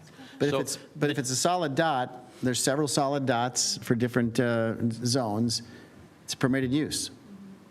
So where does the conditional use come in? So the conditional use thing comes in on that short-term rental line that you're looking at on this table, in the GX zones, the R1 zone, and the R2, A, B, and C So zone. it's not necessarily a conditional use. Sometimes it's a permitted use or use under these circumstances with the license we're going to put together. Sometimes it's conditional.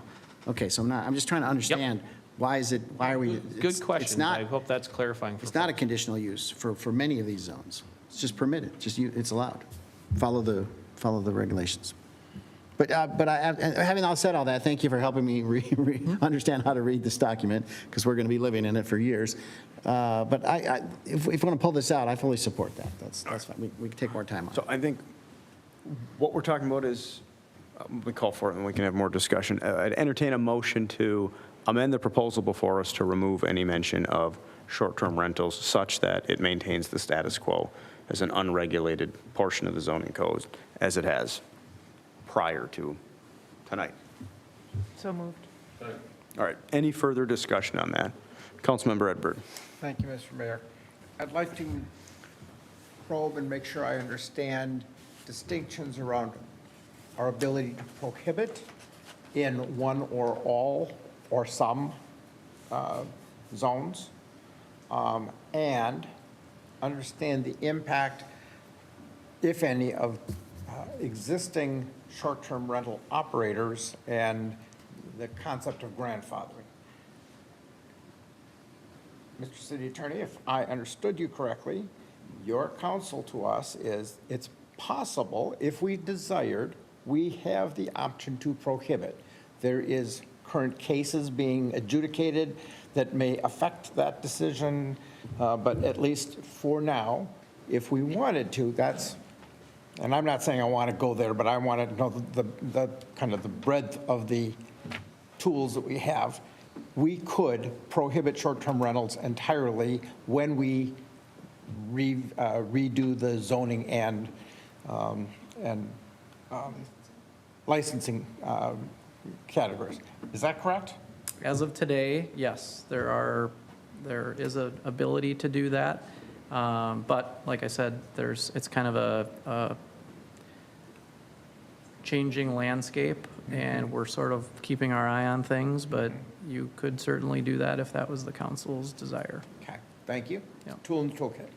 Second one, for those individuals who have stepped into the unregulated zone, what is the impact? What would you counsel us to be thinking about as it pertains to those businesses, those individuals, those properties et cetera. We don't know where they are. We don't have we can go online and find a few of them, but it's like we don't have much data, much specific knowledge. I'm hearing there is no grandfathering, there's no right to continue that business unless we create that right in our licensing. That's my legal opinion, yeah. I mean, I'm not aware of any particular properties causing concerns or, we're generally a complaint-based city when it comes to enforcement. So I don't think anything necessarily needs to change right now, other than as we proceed down this path, to come up with more concrete rules and regulations moving forward, and then communicate to everybody, not just people who might be doing this, but people who might want to do this or sell their property to people who might want to do it. I think most importantly, it should not be communicated that they have the lawful right to do this. I think that if anything, it should be known that this is currently not permitted. It's not expressly permitted by the code. And beyond rental licensing, which the city does for all rentals, whether short or long-term, but we don't, I don't think there's a distinction on an application form about whether they're doing it for 5 days or whether they're doing it for 5 months or 5 years, to, again, maintain the status quo and not misinform people. But there's nothing I don't think that we proactively need to be doing about things unless and until they become a problem and there's an enforcement issue. So I like that, and I appreciate the guidance and the conversation that's taking us here. It appeals to me. When it comes time for us to have the conversation about what restrictions do we wish to take, the thing I would note is that as we've applied these to the new R2 zone, that the way the houses and the properties sit and interact with their neighbors are different in different parts of the R2 zone. In some places, lakeshore areas and backyards are very narrow, and they're operated in common. There's by understanding, by mutual, agreement, they are treated differently than some other areas in the R2 where the nature of the lake, the size of the lake shore on the lot, et cetera, are different. And they create perhaps different ways of thinking about what's good for that neighborhood. And so we can address that when we come to that. And then just as a procedural question, so we have a motion. Is it sufficient, is the motion that we pass sufficient to strike out all of or make it clear that we are eliminating, or it's our intent to eliminate all reference to the legitimacy of short-term rentals in this draft code? Because that's important to me. Two things. One, that's how I heard it. So I think that's going to let us dispose of this issue and move on to the ultimate goal of, I think, adopting an ordinance. But I would also like the motion to adopt the ordinance eventually to clarify that we're incorporating the prior discussion and decisions from the city council, so that when Exhibit A, this 400 page zoning code, gets actually finalized and incorporated into your ordinance, that they know what to take out, and it's very clear that that's not in there. Hopefully that answers that question. Yes, thank you. Okay, any further discussion on that? Seeing none, all those in favor of the motion say aye. Aye. Any opposed? Motion carries. The proposal is amended, subject to ultimate adoption if the council so chooses to do so. All right, a couple more items on the list. Let's jump into the EV charging requirements. I think Mr. Lindahl kind of teed that up. I'll just recap. I know others have thoughts, but here's my position on that. I really don't care whether you think EVs are the greatest thing since sliced bread or you hate them. This is a role of city government, and whether or not we need to encourage EV charging in buildings where there's going to be 30 parking spaces or more. I think any smart developer that came in is going to put probably more EV chargers in, and we don't need to tell them to do so. And if 10 years from now or 15 years from now, the market shifts and EVs go away, or they're 50% of the mix of vehicles, then our mandate's going to fall by the wayside, and they're going to have to go well beyond that. So this is just a fundamental role of government and what we should be putting in our zoning code. And frankly, take no position on EVs whatsoever. Really, within the context of the zoning code, I don't like the mandate. I think it's unnecessary. I think it's bad public policy. And for that reason, I would encourage the council to remove the EV mandate as proposed. And I assume there's some opinions on that, so. Councilmember West. You assume correctly. So it's interesting to me that you're saying that we shouldn't mandate the EV chargers when it's bad policy, when we were just talking about the ability to change our policies if needed. So I just kind of think of this, so to me, EV chargers are a good idea. There are folks that are going to have likely electric vehicles or needing to be plugged in who are moving into these places, and we literally removed the ability to have even one in front of the city hall here not too long ago. So there's very few places for them to go to plug in. So if you want to do that, you would do that in your home. And if they're living in an apartment building, then it would be a developer that would be putting that in, who puts together that apartment building. So I think it's really important that we do that and make sure that that is available, because it's much more expensive to do it after the fact. And literally have talked to people who own EVs that are really encouraging this in the apartments, the multifamily housing.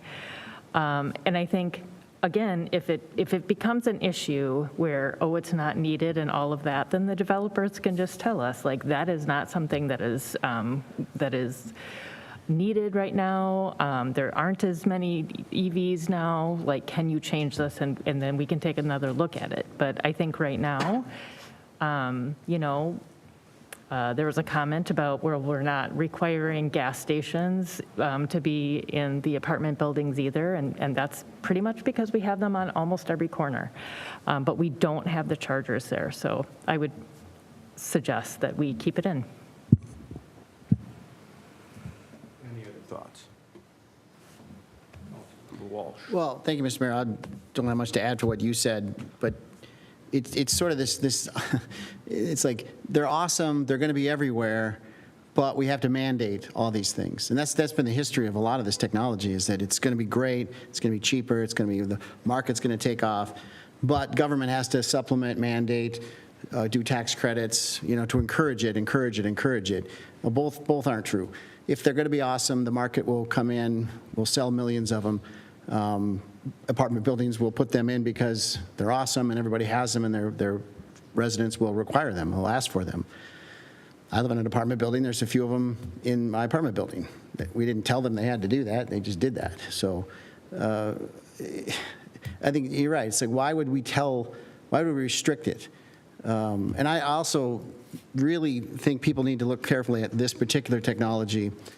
I think there's this assumption that they're going to be everywhere. And there are huge problems with the growth in this industry as it exists right now. And it's in minerals. And we don't have the minerals worldwide, globally, or certainly not in the state of Minnesota, to have everybody driving electric vehicles anytime soon. So this is going to peak, if it hasn't already peaked, soon. Whether demand is there or not, it's going to be very difficult to sustain or produce the minerals necessary, not only for the cars, but for the transmission system needed for all these electric vehicle charging stations, because that requires minerals too, mostly copper. So if it's awesome and it's great and the market's going to do it, then the market will also do the apartment things. If it requires a subsidy or a mandate, then you have to question whether it's that awesome in the first place. So I think there's no need to do this as a requirement. The market's going to take care of it. Any other thoughts? Councilmember West. I'd just like to point out that one of your neighbors in your apartment building actually had to retrofit and pay out of her own pocket to get the EV charger put in there for thousands of dollars. So it wasn't the market that did it, it was her. I want to clarify one thing, because I feel like the assumption is that by advocating for removing the mandate, that somehow we're telling developers don't put EV charging stations in. Quite the opposite. We're just saying remove the mandate. I think developers probably will. They might even put more of them in. So let's not couch this in terms of, well, we have to do this, otherwise, we're not going to advance EVs or we're going to disrupt the market. What we're saying is, we're not saying anything by way of requiring it. Developers, go do what you do best, which is develop properties that will cater to the market, period. And I think they probably will next year, for the next 5 years, maybe for the next 10 years, and then we'll wait and see whether they really take off, whether the grid can support it, whether we have the minerals and infrastructure to continue the output to produce enough vehicles to justify this. But we just don't know yet, and I don't want to make it more expensive for a developer. We've got a cap here saying, well, as long as it doesn't exceed 3.5%, excuse me, of the total building cost. 3.5% is a lot. You're talking about developers that are figuring out widths of walls and different materials for 0.5%, 0.25% of the overall building cost. So we can't cavalierly say 3.5%. Well, it's capped at 3.5%. That's a big deal. And until the market sorts out what needs to happen, I want to defer to the developers to spend their dollars wisely to build projects in White Bear. And if they decide in their infinite wisdom, hey, we're going to go and put, 2 EV stations in for every 5 parking spots, I don't care, do what you want. But the market will decide, private developers will decide how they spend their dollars and their investment into their building. And it's as simple as that, so, from my perspective. So with that, I would entertain a motion Mayor? to remove the Councilmember Edberg. Thank you. So the conversation at the table is interesting, but to me, we're missing the bigger point. It's not the market that will decide, it's science. We are way too dependent on carbon-based fuels, and we are pumping way too much carbon dioxide into the atmosphere. It's getting dissolved in the oceans. It's changing the entire pH, the acidity of the oceans. And so human change is required to even make it slightly more tolerable, and that's required. How we get there is where we're messing up. We think that these are all private decisions, and the scale of this issue is so great that it cannot be left at some point. But in our current system, we leave it to markets. The better solution would be actually to put a tax on carbon dioxide, because that's what's driving the issue. And that would have an impact on whether we're providing our energy with coal or natural gas or gasoline, whatever it happens to be. None of that is relevant to this specific conversation. The impact of our decision to require or not require EV charging is at a much lower level. The impact if a developer underinvests in EV charging is that they will forego certain kinds of renters who will say that I'm not going to live there. The cost of charging my car there is too great. I'll go live somewhere else. And they will, if necessary, absorb that cost of compliance, of meeting their need. And the developer may then say, oh, those are the kind of folks I really want. And so maybe I will need to make additional investments in the future. And those kinds of market-based conversations are going to go back and forth. But the existential question for the planet doesn't revolve around our conversations around EVs. I'm inclined to support the mayor's opinion on this particular policy question. But the bigger issue is for us to be far more conscious about where are we getting energy and how much carbon are we putting into or at some point able to pull out of our planet? So I appreciate that you support that. I agree with you to the extent that the reasoning that you're supporting what I propose is to remove it is because this dais right here is not the forum to have a conversation about our dependence on fossil fuels and global warming or any of those issues. It really is in the context of this narrow issue within a zoning mandate within the zoning code.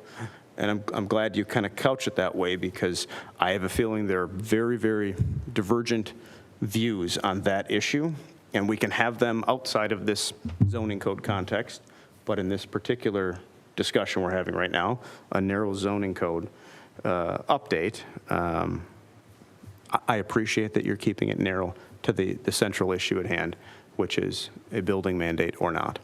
So, Councilmember Hughes. Thank you. I was actually just going to say that, but with fewer words and less eloquence. Appreciate that. All right, now I will call for a motion to remove the EV mandates from the zoning code as proposed. So moved. I have a motion and a second. Any further discussion on this issue? Seeing none, all those in favor say aye. Aye. Any opposed? Aye. By a vote of 4 to 1, the motion carries. The EV mandates will be removed from the zoning code as proposed. Mayor, could I ask a point of clarification? Sure. So when Councilmember Walsh, provided his email first time around, he cited a specific portion of the EV standards to be removed. So if I can try to paraphrase what I think Councilmember Walsh was trying to do was, as the mayor just said, he would like, the council would like the provisions that are within the ordinance that require EVs within certain land uses to be removed. The balance of the section that relates to EVs just establishes their relationship as either a permitted or accessory use, and how they're maintained, how they're that they're required to, the equipment that's involved, any usage fee is that there's a notice on any EV chargers that are out there that says, this is who owns it and operates it and who you contact if you have questions. So I completely understand the direction from the council that says we should remove the mandate or the requirement that they be included in the ordinance.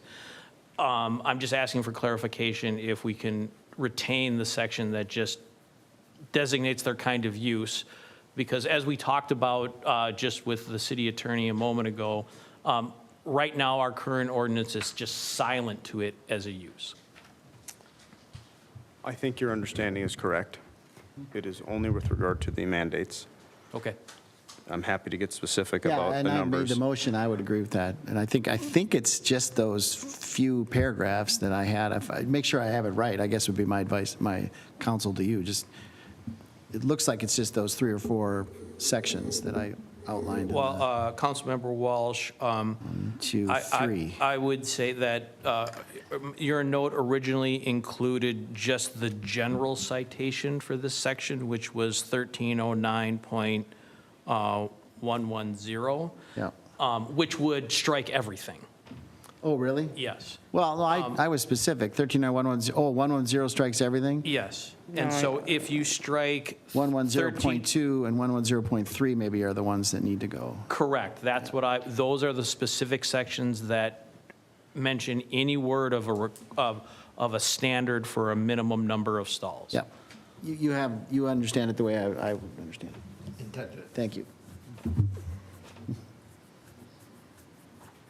Okay. Clear? Clear. Very good. Thank you. Thank you. All right, we have cannabis, OEM.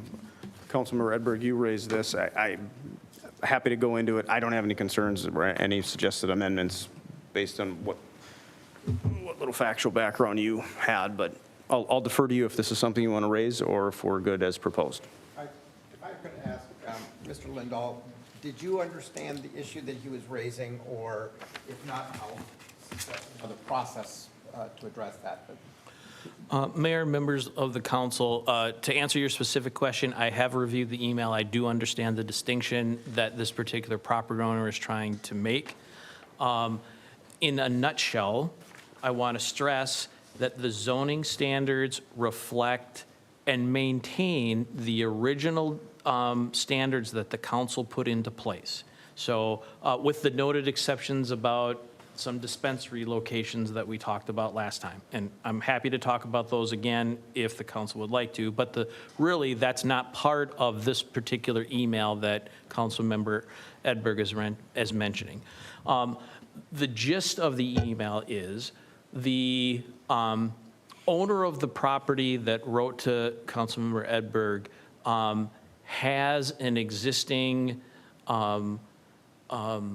location that does testing of cannabis, and I believe, but I'm not sure, I believe some associated production of low-potency hemp products. And those were, the low-potency hemp products were established as an allowed use in the first year of the legislation from the state. So they predated all the changes we made last year. That then, last year, we addressed more globally the issue of cannabis. So what this property owner is now coming to understand is that his current location allows what he was doing currently as a conditional use, which is the council's direction, and they are attempting to go through the process to get a license from the state and go through the zoning verification process with the city. At that same time, they are asking about the ability of expanding that use to include cannabis manufacturing.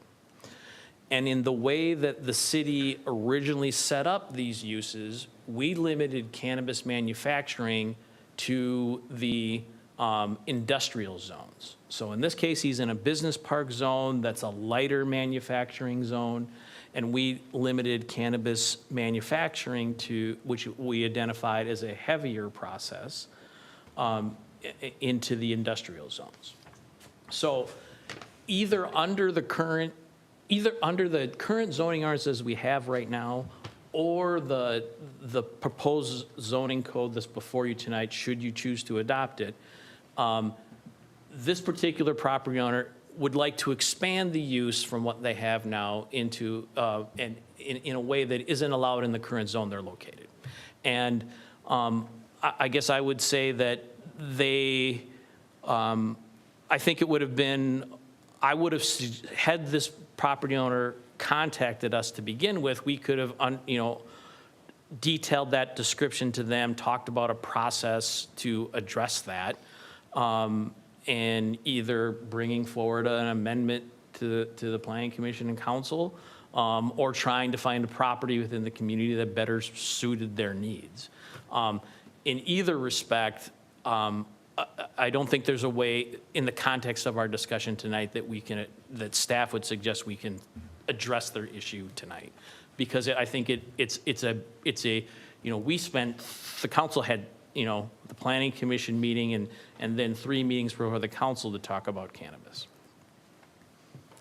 So, thank you, Mr. Lindahl. With that said, can you envision a future process that might allow the business owner to seek a change, an amendment to achieve, I don't expect you to tell us what that is right now, but is there a future option available that could be pursued under appropriate discussions? Mayor, members of the council, I think this is a good example of what I think the council expected to have happen. We wanted to have some pretty stringent requirements for cannabis to begin with, and then when things come before us, the council could consider whether or not to adjust those standards. So this would, and the process that I would talk about with this property owner would be the same as if we were talking about any other zoning standard, that they can come forward with a request to amend the standards. And then we talk to the council and, have a more in-depth discussion about the specifics of, an edible, low-potency edible hemp product production facility versus a cannabis manufacturing facility, and what the appropriate zones are for those. Okay. I'm content, Mayor, to leave it at that if the individual chooses to take that up with Mr. Lindahl after it, but I don't feel the need for us to further make changes tonight. Let that happen, let that play out as it will. Very good. I do want to address this because I think this example serves to make a broader comment about the process and unintended consequences or potential unintended consequences. This is a great big update to the zoning code. And we had a 2-year process with lots and lots of touch points. This gentleman, probably others, things will come up where they say, whoa, hang on a second, I didn't know this. And we can't stop that. What we can do is facilitate a process where people have had lots and lots of opportunities to say, my business, my home, my whatever operations, this might affect me. I should jump in on one of those meetings. And I don't mean to poo-poo anyone who didn't avail themselves of that, but at some point we just say we've got a good product and then we'll deal with it like we would in any other kind of situation. So we have the need to move on. This gentleman can avail himself of various processes, and that's a comment less for this gentleman, but more just generally as we go forward. Things like that I'm sure will pop up. And we just simply can't address all of the, well, I was going to do this, and I didn't know the zoning code was going to change. That's just part of the game. So I mention that because I'm proud of the transparent and long and thoughtful process that we've had. And this doesn't detract from what that process was. So as things come up, that's what city staff is here for. I'm not going to guarantee that you'll like the answer, but we have processes for that. Councilmember Walsh. Thank you, Mr. You didn't use the word variance. Is that not an option in this kind of thing? You're going to changing the code, going through planning? Mayor, members of the council, in this case, because we're talking about the use of activity on a particular parcel, that's not eligible for a variance in the state of Minnesota. Variances are strictly related to dimensional standards and those kinds of things. Thank you. Very good. Okay, there was one other thing I had on my list. I don't know if it was necessarily an action item, but Councilmember Walsh, you wanted to at least address Yes, building thank height. you, Mr. Mayor, for indulging, and I apologize because I missed a meeting. The height discussion, I just wanted to weigh in on the height discussion. I'm not going to make an amendment, but I think we are limiting the height too much to the what's in the proposal tonight.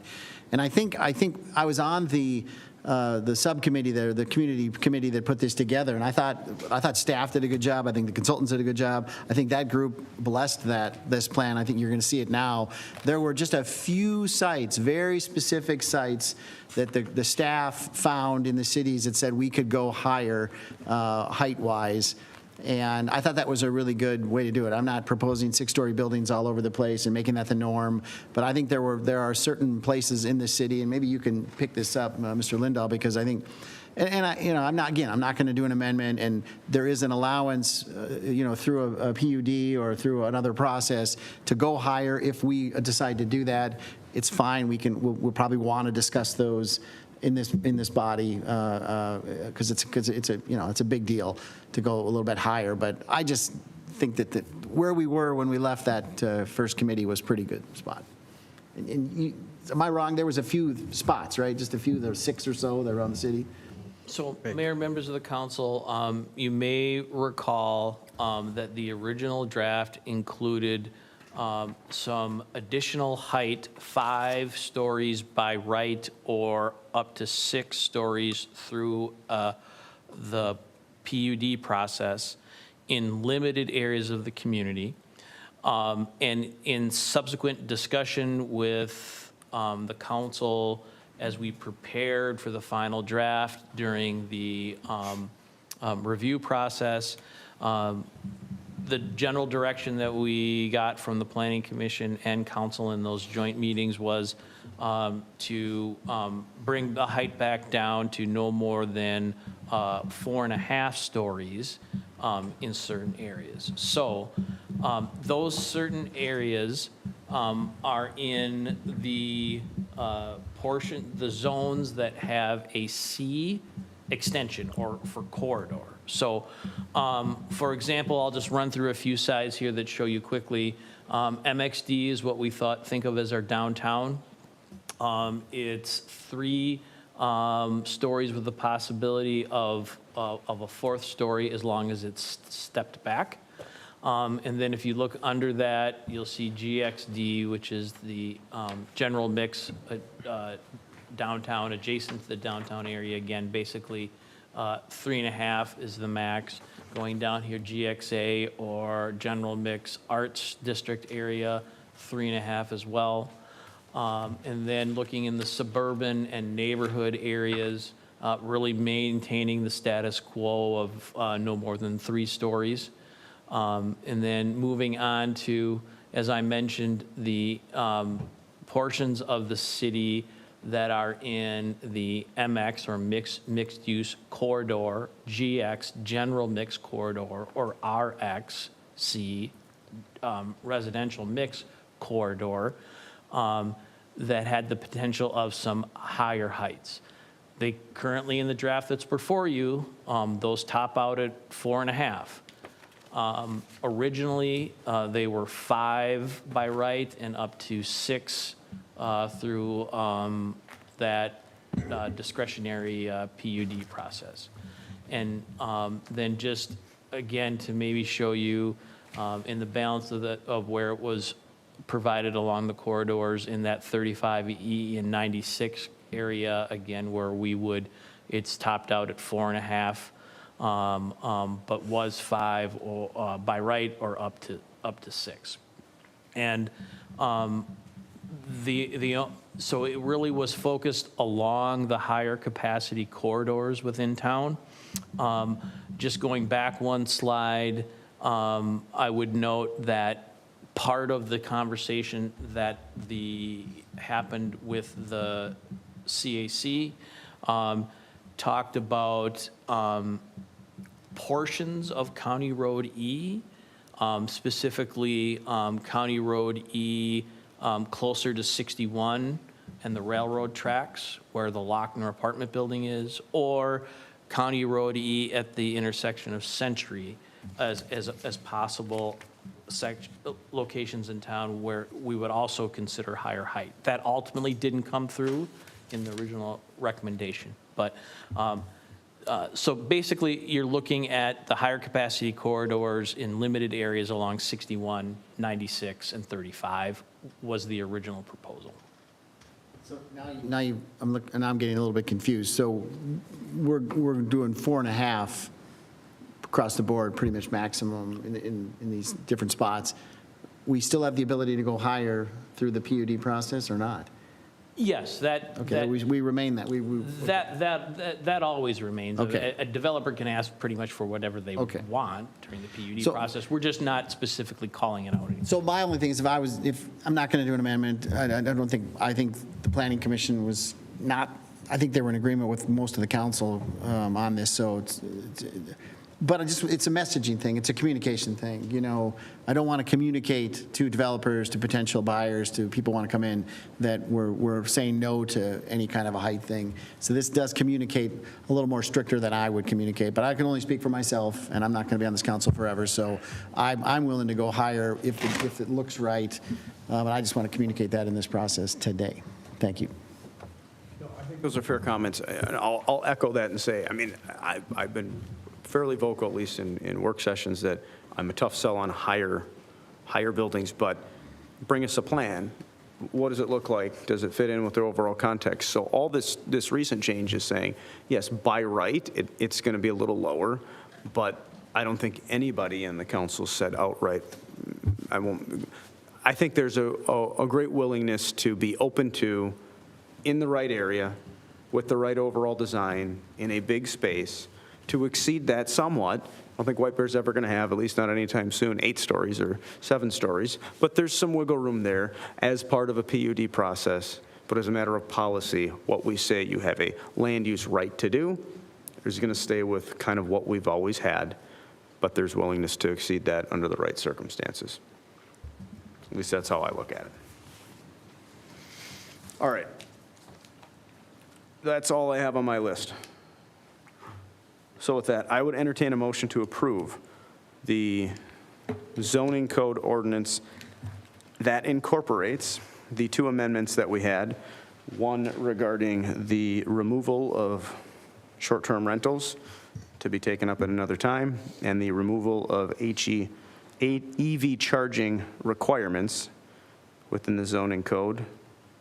And what's been brought back and proposed already makes the AUD correction, ADU correction, and the 10 business days, correct? Correct. Okay. So that is the motion that's before us, or that is the motion I'd be calling for now. I have a motion. Do I have a second? Any further discussion? Seeing none, all those in favor say aye. Aye. Any opposed? Motion carries. We have the ordinance. I would now entertain a motion to approve the accompanying resolution publishing it. Second. Motion is second. All those, any further discussion on the resolution?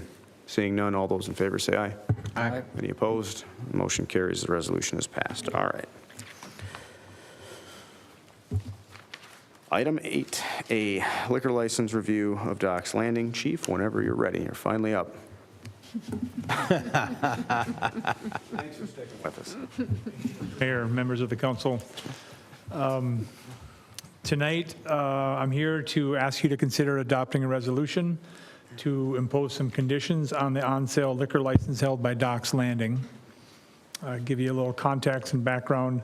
Over the past few years, our officers and fire department has responded to a variety of incidents in Doc's Landing's parking lot or in their establishment itself that has had a tendency to be fairly violent and disruptive. They've impacted our public safety response. We think they've impacted the quality of life for our surrounding residents, for people at the establishment, and for visitors to the city. We started to, City Manager Crawford and I started to examine their practices as it relates to their liquor license. So we sent a letter, which I believe you all have a copy of, to Mr. Guerin, who goes by Doc, and I suspect he would prefer if we referred to him as Doc from here on out. We sent a letter to Doc explaining some recommendations that we have that we feel could impact his liquor license. We outlined a few recommendations, which I'll read below in another minute or so here. Following that letter, Doc made an appointment with the city manager Crawford and myself to discuss his perspective and to bring in the evidence from his perspective that he's already been implementing a lot of the recommendations that I requested he put into place. He showed us some evidence of some of those, and we had a really good discussion. It was very constructive, and he was very cooperative with us. We advised him that we'll be discussing this matter tonight.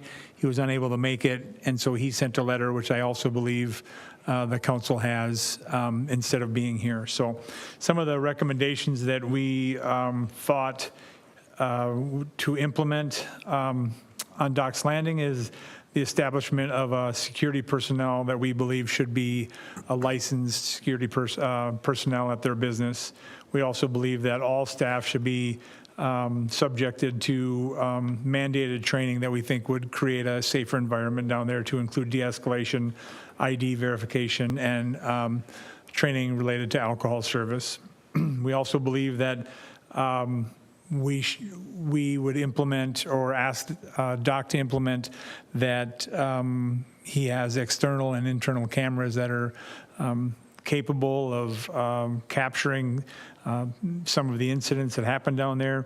I will say that he does have very good cameras down there, probably some of the best in the city in establishments. And so we just, part of our recommendations to him would be that he maintains that in good order and that he avails us, the police department, to review that footage when we needed to. We also believe that an ID scanner would help us, would both help him run his business better by not allowing underage drinkers to enter his establishment, as well as it would capture the identification of people that were inside his bar as well for the last 30 days. We also think that we would put a recommendation, we're asking to put a recommendation on Doc's Landing that require them to act in good faith with the city, to include the police department in our investigations and our working with that business. And then lastly, we think that a formalized agreement between Doc's Landing and the city of White Bear Lake is necessary to just hold both of us accountable to trying to maintain a safe environment down there at 3200 White Bear Avenue. So we'll continue to monitor that activity. We're hoping tonight that we're recommending the City Council adopt the attached resolution imposing conditions on the on-sale liquor license held by Doc's Landing. And with that, I'm available for any questions if you'd like. Thank you, Chief. I have a couple comments, a couple questions too. I'll first say, as the mayor, and I know the council members get similar communications, it's been many and frequent over the last few years of getting these updates of significant crime that has happened at that one location. So I applaud you and city staff for being proactive and saying the time has come that we need to get serious about this because it is a public safety threat. So from my standpoint, I support this. I think it's great. I think businesses need to be held accountable for this kind of very, very dangerous activity that they are either outright allowing to have or sort of negligently failing to keep the order at their establishment. So I think this is great. There's one suggestion I would make, and Chief, I'd be looking for some feedback for you, whether or not you think you need this from an enforcement standpoint. But all these conditions, one thing I don't see is a specific timeline or deadline for the deliverables. And I would be open to, if you think it would help you enforce this, a deadline for the formalized written safety plan or implementation outright of all these conditions. It sounds like the letter we have from the owner, he's already started or implemented some of them, but I think something with some teeth to it saying 30 days, 45 days, 60 days, whatever we think is reasonable, but is also necessary to keep this moving. Do you have any sense for whether or not that would be a constructive thing to put in the resolution? Mr. Mayor, members of the council, I think that, of course, that is something that we were hoping to maybe would happen as a result of this conversation today. I think that the city of White Bear Lake is nothing but, if not reasonable, with their businesses and citizens of our city. So I definitely would want to give the owner plenty of time to work through some of these issues. Now, some of the more maybe expensive recommendations that we're making, sounds like he's already done. Mm-hmm. And so I think that implementing this plan wouldn't take as much time as we originally thought. I originally thought, 60 to 90 days would be appropriate. I don't know. Like I said, the ID scanner, Mr. Guerin brought in that day, brought in proof that he had purchased one and showed us the invoice and showed us the type and the kind. So it's just working through some of these practices that they have at the establishment that we would maybe need a little time, especially if we're requiring their staff to go through some training. We certainly would feel a little bit of obligation to help them procure that training and maybe even put on some of that training for them. So, that might take some time, and so we just want to kind of be reasonable about that. And the concern I want to address is this isn't anything. It's, all right, we're cracking down, we're going to take it seriously, and then drift happens, and it's 60 days, it's 90 days, it's 120 days, and it's, no, we were serious, but something in the resolution that says, hey, it's been 90 days, you haven't done this, now we have a problem. So I'll throw that out there. I don't know. The training sounds like it's the more squishy thing, but I think a reasonable time period, yes. Plenty of time, no. Reasonable. If it's 60 days, great. If they think you think 30 days they can do it, I mean, it shouldn't take 120 days. I don't think it should take 90 days, especially if you've already purchased and implemented some of this expensive stuff. Seems like you can calendar some training within 30 days, maybe 45 days. It's not like he's got a staff of 300. Rotate it through. Couple this week, couple next week, couple the next week. After a month, you've got it all checked off. So I've got the appetite to be a little more forceful with a more aggressive timeline. And whether that's for the formalized plan and or implementation, I'm open to what that looks like. The ultimate implementation is what I care most about, but I also think there's some value in having a tight checkpoint, maybe even 14 days, where it's you need to submit the plan. Something in writing that says you need to engage with the chief and his staff to make sure we're making forward progress, and then a few weeks thereafter, it needs to be done. So how does that strike you? Yeah, I think that seems, Mr. Mayor, I think that seems fair to put a kind of a timeline on this, and it feels like somewhere in that 45 to 60-day range seems appropriate. Okay. And I think it's worth noting, I've got every confidence that you have good judgment to know whether or not someone's giving you the runaround or they're making an honest effort. And if they're making an honest effort, we're reasonable. But if they're not making an honest effort, we really mean it. I think that's the message that we need to convey. Mr. Mayor, I believe that members of the council, I believe Mr. Gearin arrived here with our meeting with City Manager Crawford and I in good faith and very receptive. He too seemed very weary of the activity that's occurring down there, and I think that the action done here tonight would only help him, and I think he sees that as well to kind of force him into making better decisions with his business.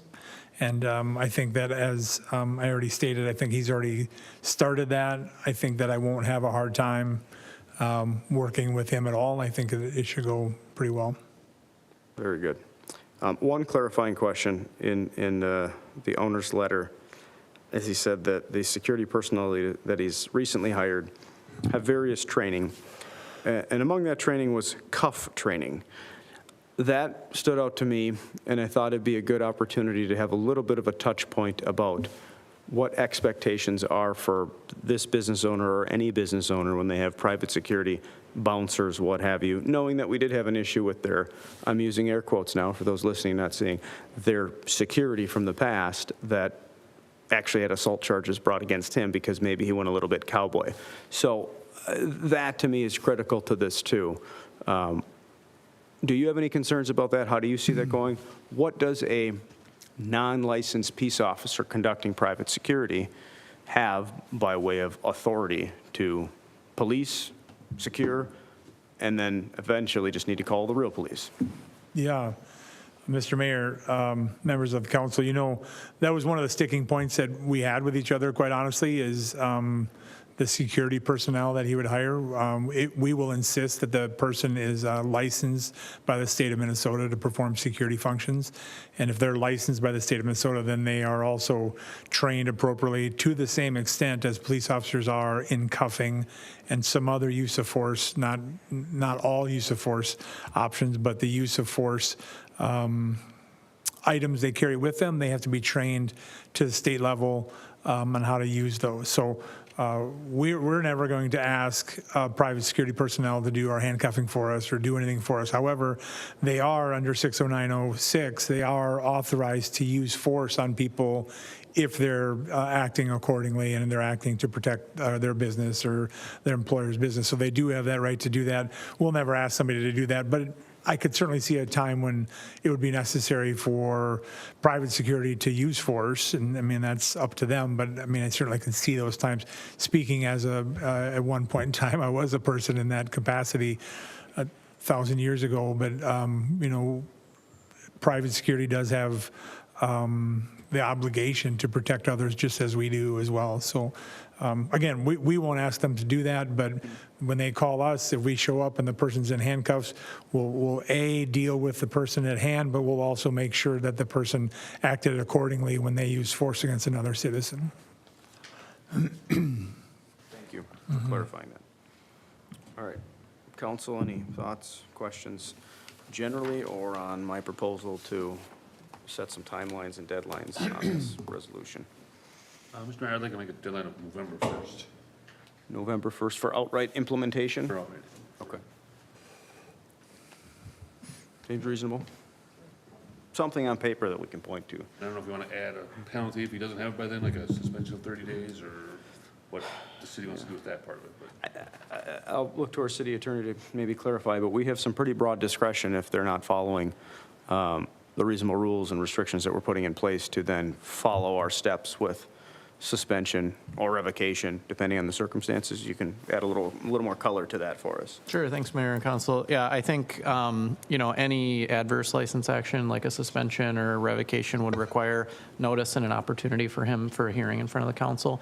But if he's not in compliance by these deadlines, we would absolutely have those, more extreme, I would say, remedies at our disposal. So I wouldn't want to necessarily proactively incorporate some kind of a suspension, but I'd rather want to say, let's put the deadline in place, get these conditions in place, which we've done appropriately, and we've notified him as we're supposed to do that.